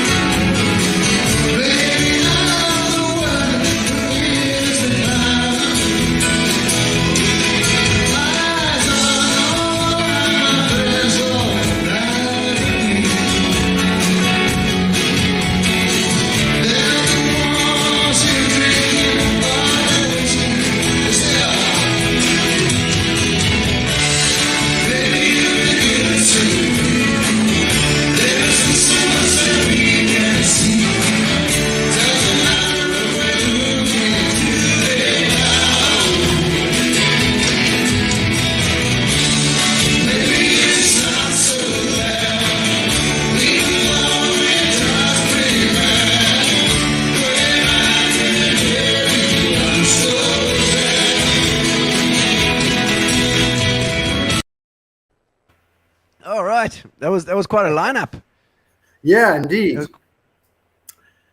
Who was on that stage there? That was Piet Botha was there. I saw that. Yep, that's Mel Botha's and Mel Botha's, yeah. Rudy and Arthur, and I think Mark Hayes was on it. On that Mark one. Hayes, yes. Yes. Yes, that was a place, okay. Yeah, no, that was a super fun thing. I wish the sound was a bit better on that clip though. Yeah. No, the sound wasn't great there. Sorry, it was probably Brian. cell phone footage. Yeah. but what was that? What was that in aid of? Those riders, eh? Yeah, that was the Riders of the Storm thing, which was a concept that Mel Botha's put together, and we had a really nice run for about three or 4 years. Yeah, and I was kind of generally I was the token Soti. Ja, zoals Afrikaanse mense. Do you know, I loved it so much playing that show because the thing is, because they're so well mannered, you know, Afrikaans. Yeah, I mean, if you get down to it, they really are very well mannered. So you'd be playing after the show. You'd be in the combi, and then you'd go off to home and stuff. But now I've had a couple of beers and stuff. So I'm the only Soti there, right? And they'll be talking to each other and say, "Yeah, no," and then they'll see me. They go, "Yeah, that guy in there. They're going to English," you know, early on in the evening. Then once the few beers have happened, and there's like 12 of them sat around somebody's lounge, you know, and Valiant's telling stories, then it's just like, then you can forget it. Then it's just like, you're just going to hang on to your life. But I'm actually quite good at that. I can understand. I can be in a large group of Afrikaans people, and I can follow quite well because my missus, my wife is Afrikaans, and she's got a super large Afrikaans family. I mean, they're like meerkats. I mean, they're just tons of them. Yes, well, that's the Frost family, is it not? Yes, it is. That's Albert's sister, and Frank and Maggie, of course, are your in-laws from the Blues Brews. So solid genes, music genes there. Does she play as well? She doesn't, but she sings very loudly in the house. Shouts at you. Oh, that's classic. Yeah. I know. Frank Frost from back at Blues, the Martel Blues Festival back in Grahamstown, I think it was probably one of Albert's first gigs with the band as well. Yes. I was actually away for a lot of that. I was in the UK for a lot of those Martel stuff. But when I came back, I did a gig with the Blues Brews at some venue in Somerset West. And I used to know Frank quite well. He was actually always very nice to me. You know, he would book my bands at a stare. And he should put together here and there. Little did he know. Yeah. So yeah, and we did the dry dock at Cape Town Docks, which was a great concert with the Blues Brews, with Steve Walsh, Clayton Frick was playing as well. So I knew Frank quite well. So it feels kind of nice being in a musical dynasty, you know. Yes, absolutely. Yeah. And it's also, as I say, the Afrikaans thing. I do understand it quite well. I don't speak it that good. So I'm actually funny. We just recently, you know, when I go to one of these dues where it's Kachine's family, you know, her uncle's wife Charmaine, we have these beautiful conversations where we'll talk for 20 minutes. She talks to me in Afrikaans and I talk to her in English, and it just works absolutely fine. It was funny when you were talking to Darren just now. I picked up a couple of wees. You use wee a lot. A wee little this and a wee little that. Well, you know what? I have to hack that back because I've started using it more and more as I get older. Maybe it's because my dad died about 3 years ago, and so I find like it's sort of comforting to like I don't call it. I say, you know, we're going down the Tun. You know, I don't call it the town anymore. And the house is and the house is a house. Yeah. So I know the north of England. I always say in the north of England, it sounds it's Irish as well. I think they say house. And that is exactly the same as in Afrikaans. It's Afrikaans, they say house. And because a kirk is a church in both languages. Kirk. And there's quite a lot of similarities from the Dutch, from William of Orange. And so, you know, there are quite a lot of similarities. And I find I still call the police the police. That's not even affected. I still think of it because in Kilwinning when I was a kid. It was the Paulus, you know. Paulus. The Paulus, yeah. Oh, classic. Aye. Oh, but back to the 80s. I mean, you know, you were some sort of sex god back then. You know, basically, that was like the that was the thing. Robin Auld, you know, all of woman, that whole thing. What was it like back then? Was it? There we go. You know, sex symbol. All the The hair. sex symbol vibe. I like the crochet top, by the way. Yeah, thank you. That was Mary Lou Berta, who was my sister-in-law at the time. Who needs to be one of those. And I regret to inform you that I actually noticed guys actually wearing some of those that kind of clothes. They actually caught on just like a little bit, like maybe 2 guys. I bumped into one. We had one. I was Started a like, fashion trend. dude, don't follow me, honestly. Yeah, you know, it was like, I decided quite quickly that was not really what I wanted to do, and I think that sort of element, it was not very good for music. I mean, the Beatles stopped playing live because they couldn't hear themselves play over the squealing. Yeah, you know, exactly. and I remember Was it having that hectic? exact moment, and I was playing. We were doing a gig at Weinberg Girls High, and it was at the height of the whole thing. And as I say on my website, it's not actually about the music. It's just you're the kind of the phase after the horsey one for young teenage girls. They have a horsey phase. Yes, you know, and then they pop get star. like some oak whose pictures in the paper or something, and they fixate on that.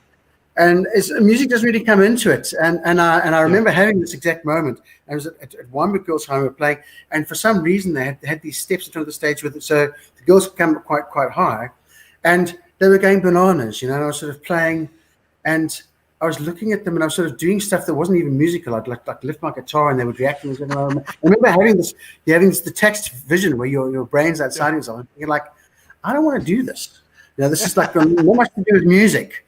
And I think a lot of artists they have to come to that conclusion at some point. I mean, Hendrix, he made it through with you know, setting his guitar on fire and doing the whole thing, and then eventually became a bit of a pain for him. And so you know, you've got to be, that's something that you have to handle very carefully. And I was kind of grateful that I was just in sunny South Africa, so that my little bit of being teen stardom, whatever, it was never that big. And you know, I mean, there are a lot of oaks out there who still hate me resolutely from those days. I get it. You know, they'll never take me seriously a musician ever. It's fine. You know. It was very, I mean, I know Philippa is all about it's yourself and Pierre de Chamois. Those were the two. You know what I mean? Well, that's right. I mean, and also when I was in high school, all the girls that I wanted to get with, they were all in love with Rabbit. So we hated Rabbit. We hated Rabbit. Yeah. And of course, there were amazing musicians in Rabbit. Yes. But you know, right. But they didn't care about the music. They didn't care about that stuff. yeah. So I'm happy now that I've I'm getting old and decrepit. That's less of a Because I mean, I sense that you are very serious about your music and the you know, it's not really about the big show. It's about the music and that's it for you. Is that right? Am I right in assuming that? Yes, absolutely. I mean, the thing is, if you're playing, it's always been about the songs, and I realize in South Africa that's not like a strong point because people like a bit of a show and stuff going on. And entertainment, so they do everywhere. So I sort of what I enjoy with restaurants is actually just talking crap on stage and telling stories, and that's sort of my way of making up for the lack of being able to do, you know, split jumps and stuff like that. Yes, or comedy, like. I'm a terrible dancer. So you know, telling stories and being able to connect with the audience that way, and also just breaking down that thing between, you know, the star on stage and the audience, and like just breaking that thing and connecting with people so they feel that they can chirp me stuff. In fact, Rhett, somebody's asking me for Hearty right now. I can see that, which is a story that we tell. All right. You want the audience to be able to chirp you. Yeah. I don't know. Gary's looking for the comment. I don't know. It's got up somewhere in the things. What did he say? Well, there's that story about when they shout at you in mostly in the Mossel Bay area where they shout, "Play RC, play RC," and if you're from out of town, you don't know, right? But if you're one of the local musicians, you know what they mean. And so I was playing, and they were shouting at me. And one of the local musicians took me aside at halftime and said, "No, my brother, they want you to play RC, A Bad Moon Rising." So I always tell that story. My favorite story about that is the guy coming to ask us for Ivan the Tiger. Ivan the Tiger? Yes. Ivan the Tiger. Ivan. Yeah.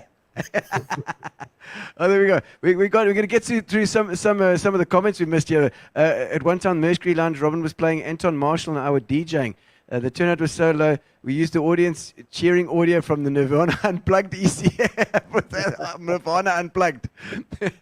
Oh, thank you. Thank you for having my back. Having your back, indeed.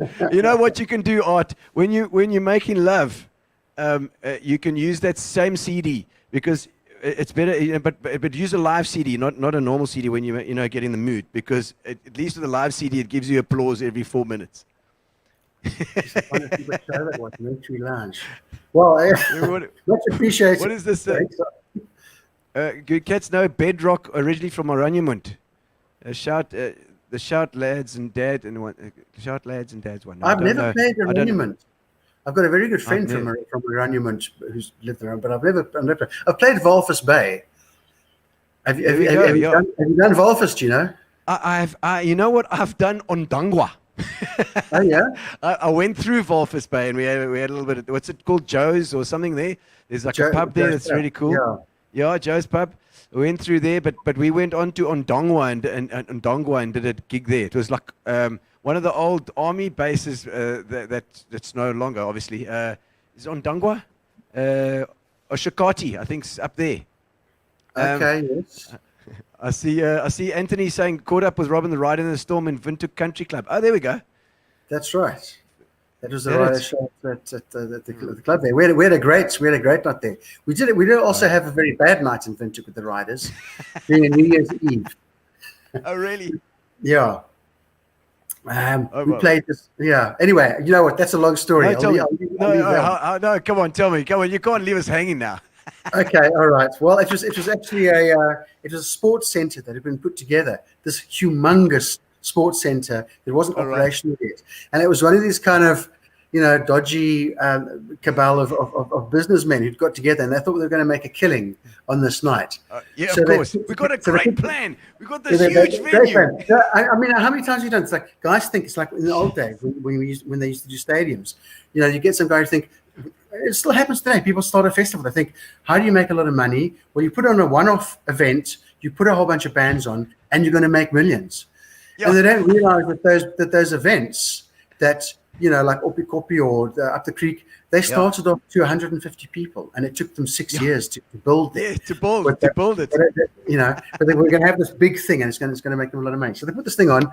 They were expecting like 2,000 people, and they got like 200 people. So they were going down in flames. They were losing a lot of money. We'd driven out. We had the drummer, Guppy, insane drummer. Oh, fantastic. Brilliant drummer. Amazing drummer. Yes. And, the whole big band to come out and do this New Year's show. And these guys lost their shirts.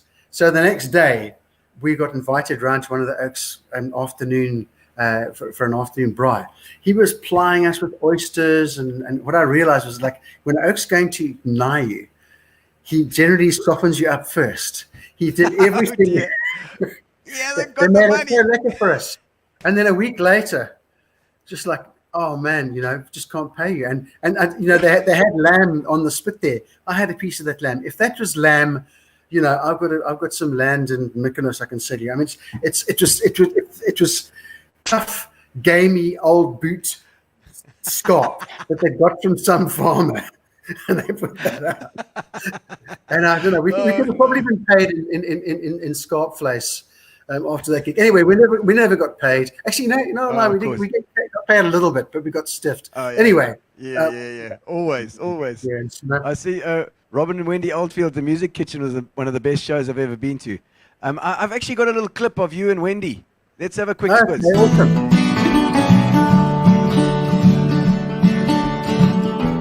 sun on my face, I close my eyes. Here I am, and the smell in the air when the thunder rolls and it pours like it just don't give a damn.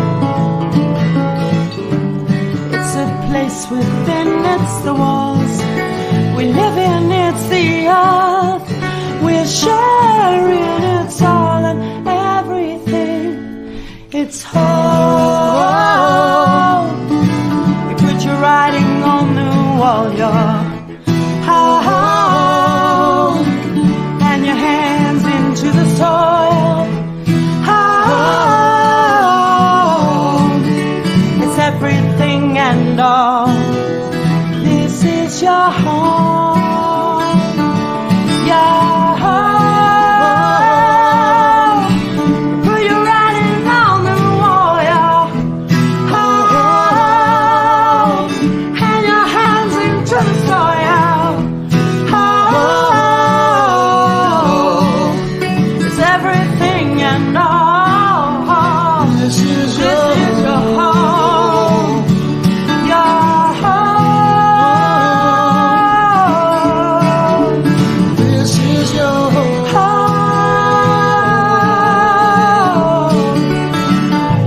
This is home.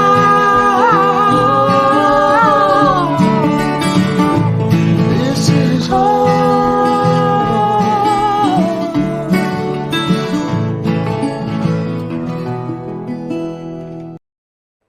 That's lovely.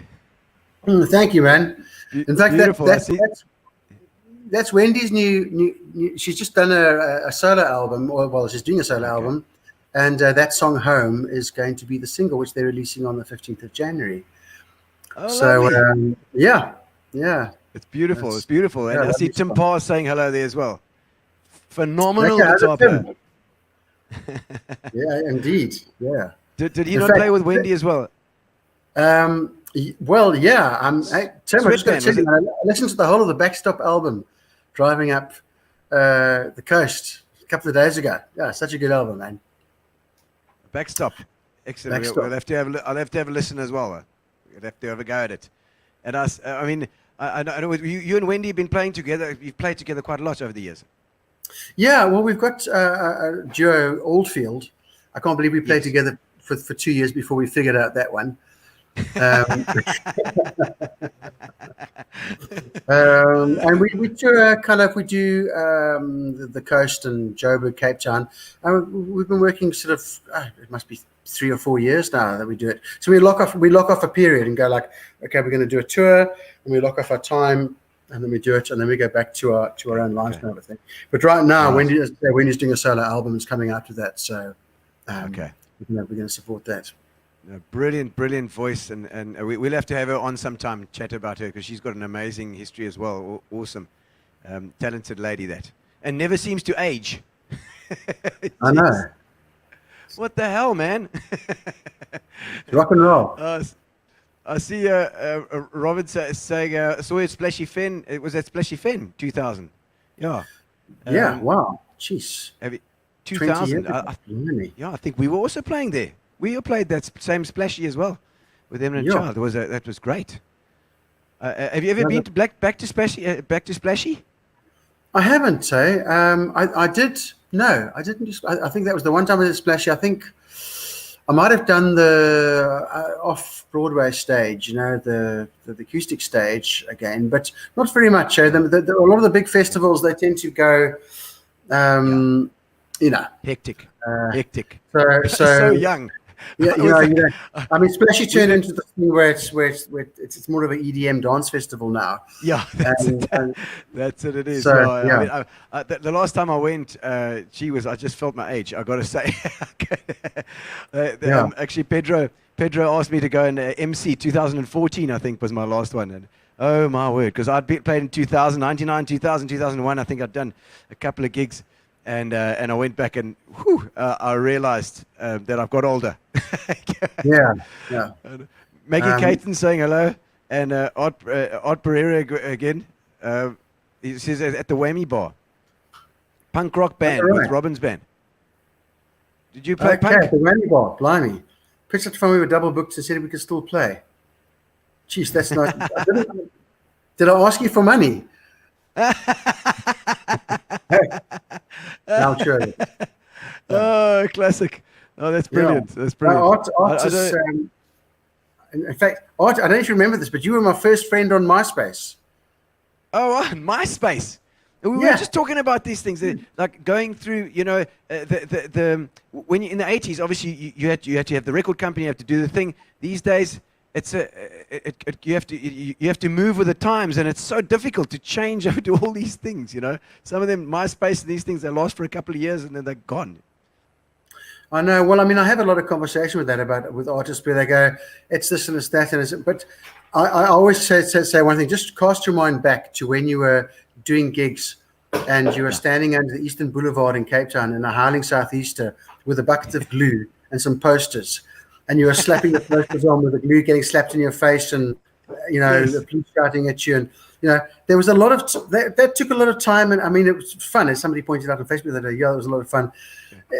Up to a point, it was fun, but it was also a lot of effort, and it was a lot of money and time. So that was hard. So sitting and getting on top of the social media and just actually paying attention to your stuff and getting your own hands on, because we used to complain about the major record companies. These are now tools that you can have yourself. So it's something to be celebrated and get with it as well, and put the energy in and own your own thing. Do it. Just get out there and do whatever you can and do those gigs and get because that also your skill set gets better. I see Rhett saying Battle of the Bands early 80s C point. What massive swell, cool lineup. Oh, nice. Yeah, we won that. We won that one, Rhett. That was with Lancaster Band. We won the Battle of the Bands. Oh, the Battle of the Bands. Excellent. And I see Art saying, no, they didn't ask for money. Okay, no, well, that's fine. That's a relief. My first MySpace friend. Oh, my word. In those days, it was just email as well, You had to just try to email. I remember he was the guy that was looking for Rodriguez, was sending out emails. Steve, is not Siegerman? I can't remember his name. Stephen. Steve Siegerman, yeah. He had an email bunch that he used to send these bulk emails, and you could reply to everyone. That's the way you did it. Yeah. Oh man, Robin, we're going to wrap things up, and we're going to keep you here all night. Otherwise, we can't talk the whole bloody night. But I just want to find out a few little things from you. I always ask my guests for their proudest moment, and then their worst moment, or their cuckest gig. That's often the funniest story. So I don't know if you've got the proud moments. I don't know if you've got it. I mean, you opening for C6 Steve has got to be one of the big ones. I love C6 Steve. Yeah. Well, I like opening for him. There we go. There's your poster. There we go. C6 Steve and Robin Auld. And you check Ed Sheeran's there. He hadn't broken yet. Ed Sheeran as well. And Ben Howard, yeah. Oh, my word. You check, hang in with the big boys here. And what was that? What was this? That was 2011. I see on the poster. Yeah. That's you're right. Yeah. Yeah. No, that was a lot of fun. I just did it solo as well, and it's funny. The kids, you get a bunch of youngsters in front of the stage. You go there with acoustic guitar, and they rock out with you, and they love it. And where is it? Croyd Bay? Where is that? It's North Devon. The Gold Coast thing is put on by a guy, an ex-Durbanite actually, a mate of mine, Sean Latham, and his son's actually a good artist as well. So we sort of hook up and do it every now and again. But great festival. If anybody's ever in the UK and you're over at the summertime, that's a good one to go to. That's great. And did you meet C6 Steve? And did you meet Ed Sheeran? No, I didn't. But the thing is, it's there's that particular kind of a thing. It's you don't even get to leave your car in the parking after you finish your set. You know what I mean? It's they're hectic. Unless you got a helicopter like C6 Steve. Okay. I No, don't know if he has. guys did arrive by helicopter to that gig. Jeez. Yeah. Oh, because C6 Steve's is supposed to be a hobo. Well, I think that's all marketing. I think that's marketing. I think he ran a studio successfully for a long time before he decided to get away. But what the hey, I mean, he's authentic. He plays and great. Yeah. Absolutely phenomenal. I just love his style of playing and his three string guitar with a hubcap. It's great. I know. Keeping it simple. Proudest moments. I guess one of the ones that I still remember, and even though it wasn't that great a set, it was just nice to play, was the Ellis Park concerts. Where we played 85. Yeah, we played the second one. Did you play them? Yeah. We didn't play the first year. We played the second year. And, there were, I don't know, there was like 100,000 people there. Yeah, and just looking out and just seeing it going like that and having people rocking to your stuff because, black audiences have always enjoyed my stuff. If I'm getting in front of them, even going back to the old days, you'd be playing a restaurant and the I was eating or actually ignoring it, and then the staff are hanging out the hats going like, it's always been like that. So it was just nice to get to in front of a huge audience and have a vibe. So that was like a real moment that I remember.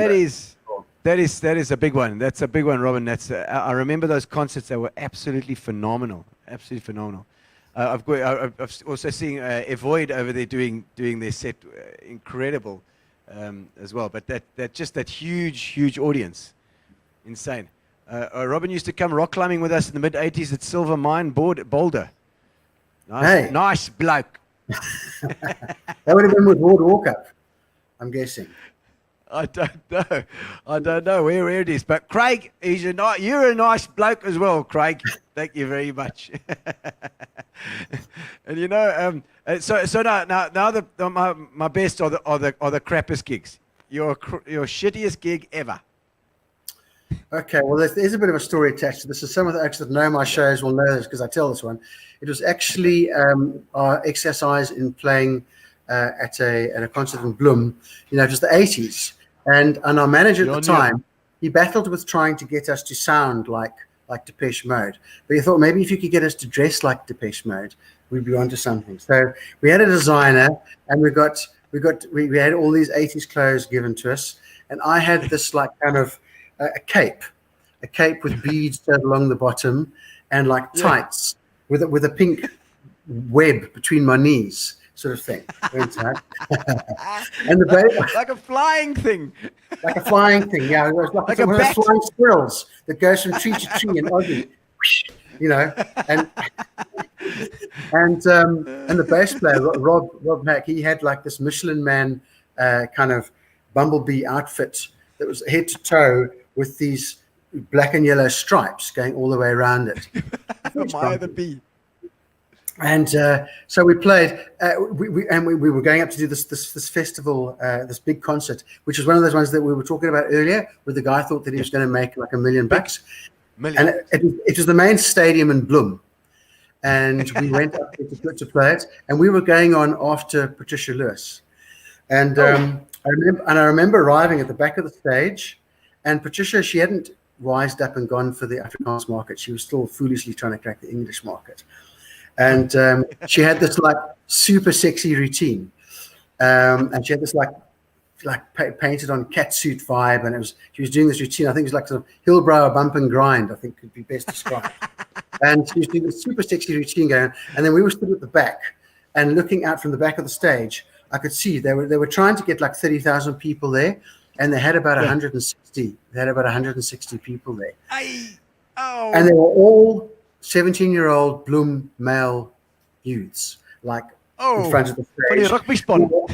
And they were all watching Patricia, like this kind of a thing, like just completely transfixed by Patricia, And then at the back, I thought, oh, we're stuffed, And we went on, and of course we were, we played, firstly, of the 160, like 158 just left immediately. We hadn't even played a note. Just inconsolable. We weren't Patricia.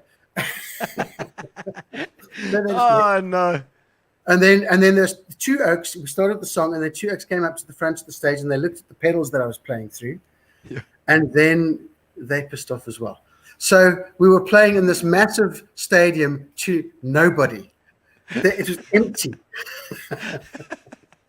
And then I looked over to the bass player standing there in his bumblebee outfit, and he looks over to me standing there with my little cape, and we never wore those 80s clothes again. That was the death of the 80s clothes. That was the death. That was it. No more. I see your little escort panel van. He's talking about my Ford. Yeah. Yeah. That car is the reason why I'll never buy another Ford. It's a passion wagon. Yeah. There we go. Oh no! I remember I was chucking it down with the rain during a set at the Gold Coast Festival. Well, they were pretty dry on the stage. That was the second one, I think. Right. I did the second one where, what was his name? The Aussie dude. I can't remember. Anyway, I did a couple of them. Okay. No.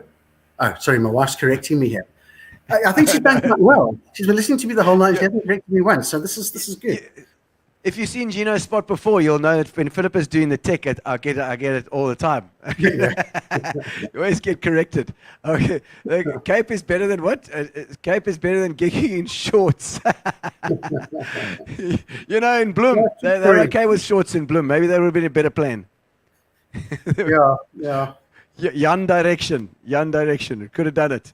Oh man, Robin! But thank you so much for coming on, man. I know we kept you long. It's been a long session for you. It's all right, but people have been enjoying it, so it's been great. The comments have kept on coming.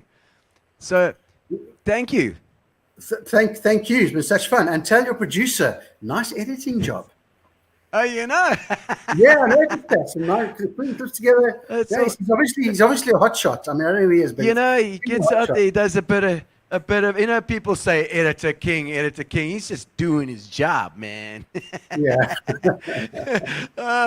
Jibo, your bass player should have had been Fat Man. Fat Man and Robin. Nice. Oh, nice. Oh, you had a bumblebee outfit on. I think that's what he was referring to. Lekker show. Thanks, dudes. Thank you, Nick. And thank you, Robin Auld, for coming on the show. We appreciate your time. You are so self-effacing. You are an absolute legend of SA music. No matter what you think of yourself, you are that. And many people giving lots of love here tonight. Thank you so much for coming on and giving of your time. Thanks, Gino. Thanks to all the guys that checked in and gave a chirp.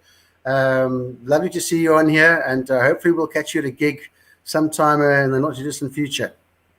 Excellent, and it's a good way to end with your cat behind you licking its balls. That's for the best. The other side. Your cats are coming in for food, buddy. You better go and feed them before they mutilate themselves. I see someone from Sweden. My God, Blue Baggins. Hello, Blue. I don't know how you got that. Oh, it's a big red B for Blue from Sweden. Put in some ABBA into your set. Well, I saw Elvis Costello playing "Knowing Me, Knowing You," so could be. Oh, there we go. You can do it. You can do it. But thank you, Robin. It's time for the competition. The Oaks have got to guess the song now. And we're going to send you send you a case of Fitch and Leeds as well for your troubles. Thank you so much. Thank you. Thanks so much. It's awesome. Excellent. All right, so we're gonna do the compo now.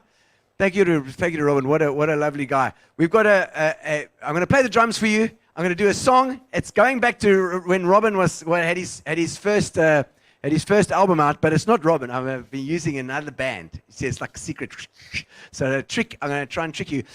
So it's I want the name of the artist and the name of the song in the comments, and you will win yourself Fitch and Leeds, because thank you to Fitch and Leeds, and thank you to Spa, and thank you to MUBA, internet. I'm going over to drum cam. Let's hit the drum cam. Yeah, I get to play drums finally. That's right. And I want the name of the song and the name of the artist, and then we can win yourself a thing of Fitch and Leeds, even if you're in England or if you're in Sweden. It's fine. Okay, let's hit it.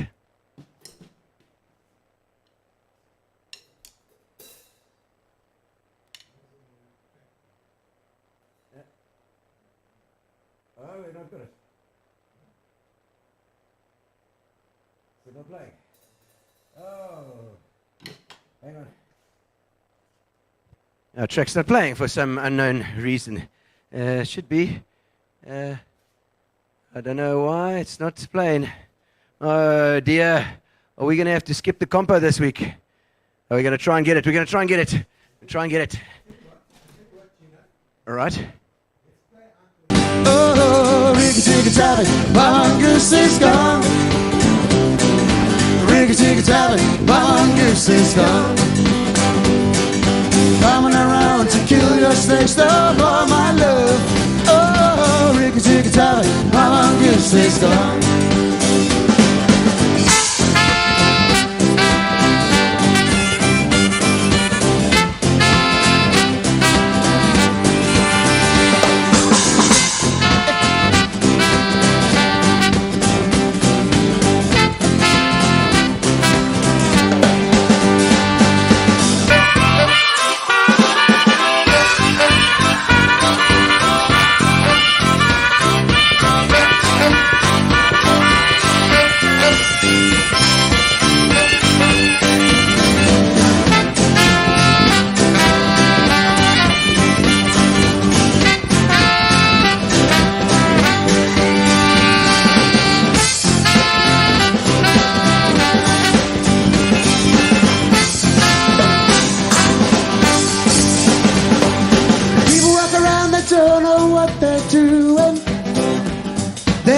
For so long, I don't know what they're looking for.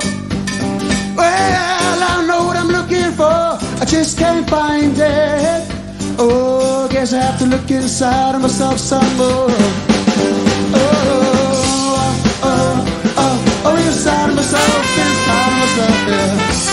Oh, inside of myself, some more, say. Oh, inside myself, some more, say. Oh, inside myself, some say, rickety-ticky-tacky, my mongoose is gone. Bring it out, find a new lover. Rickety-ticky-tacky, my mongoose is gone.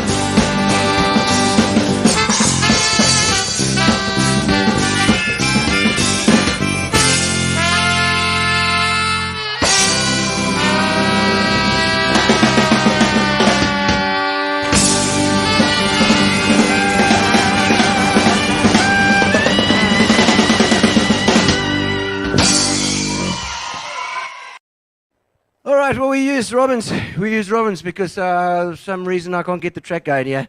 Mr. Cockup is always around. Okay, give me camera one here. There we go. There we go. All right, and the winner is Anthony Cole. You won. You won it by default. Anthony Cole will send it over. Thank you very much for joining us at Gino's Spot tonight. Thank you to Robin, our amazing guest. Thank you to Fitch and Leeds, and thank you to Spa. And we'll see you on Saturday. Relax, sit down, coming out of PE town. Don't drink, find a shot, never mind your liver, get to Gino's Spot. Gino's Spot. Get to Gino's Spot. Gino's Spot. Have a laugh, have a giggle, and exercise your middle, have a Gino shot. Gino's Shot. Get to Gino's Spot. Gino's Spot. Get to Gino's Spot. Gino's Spot. Have a laugh, have a giggle, and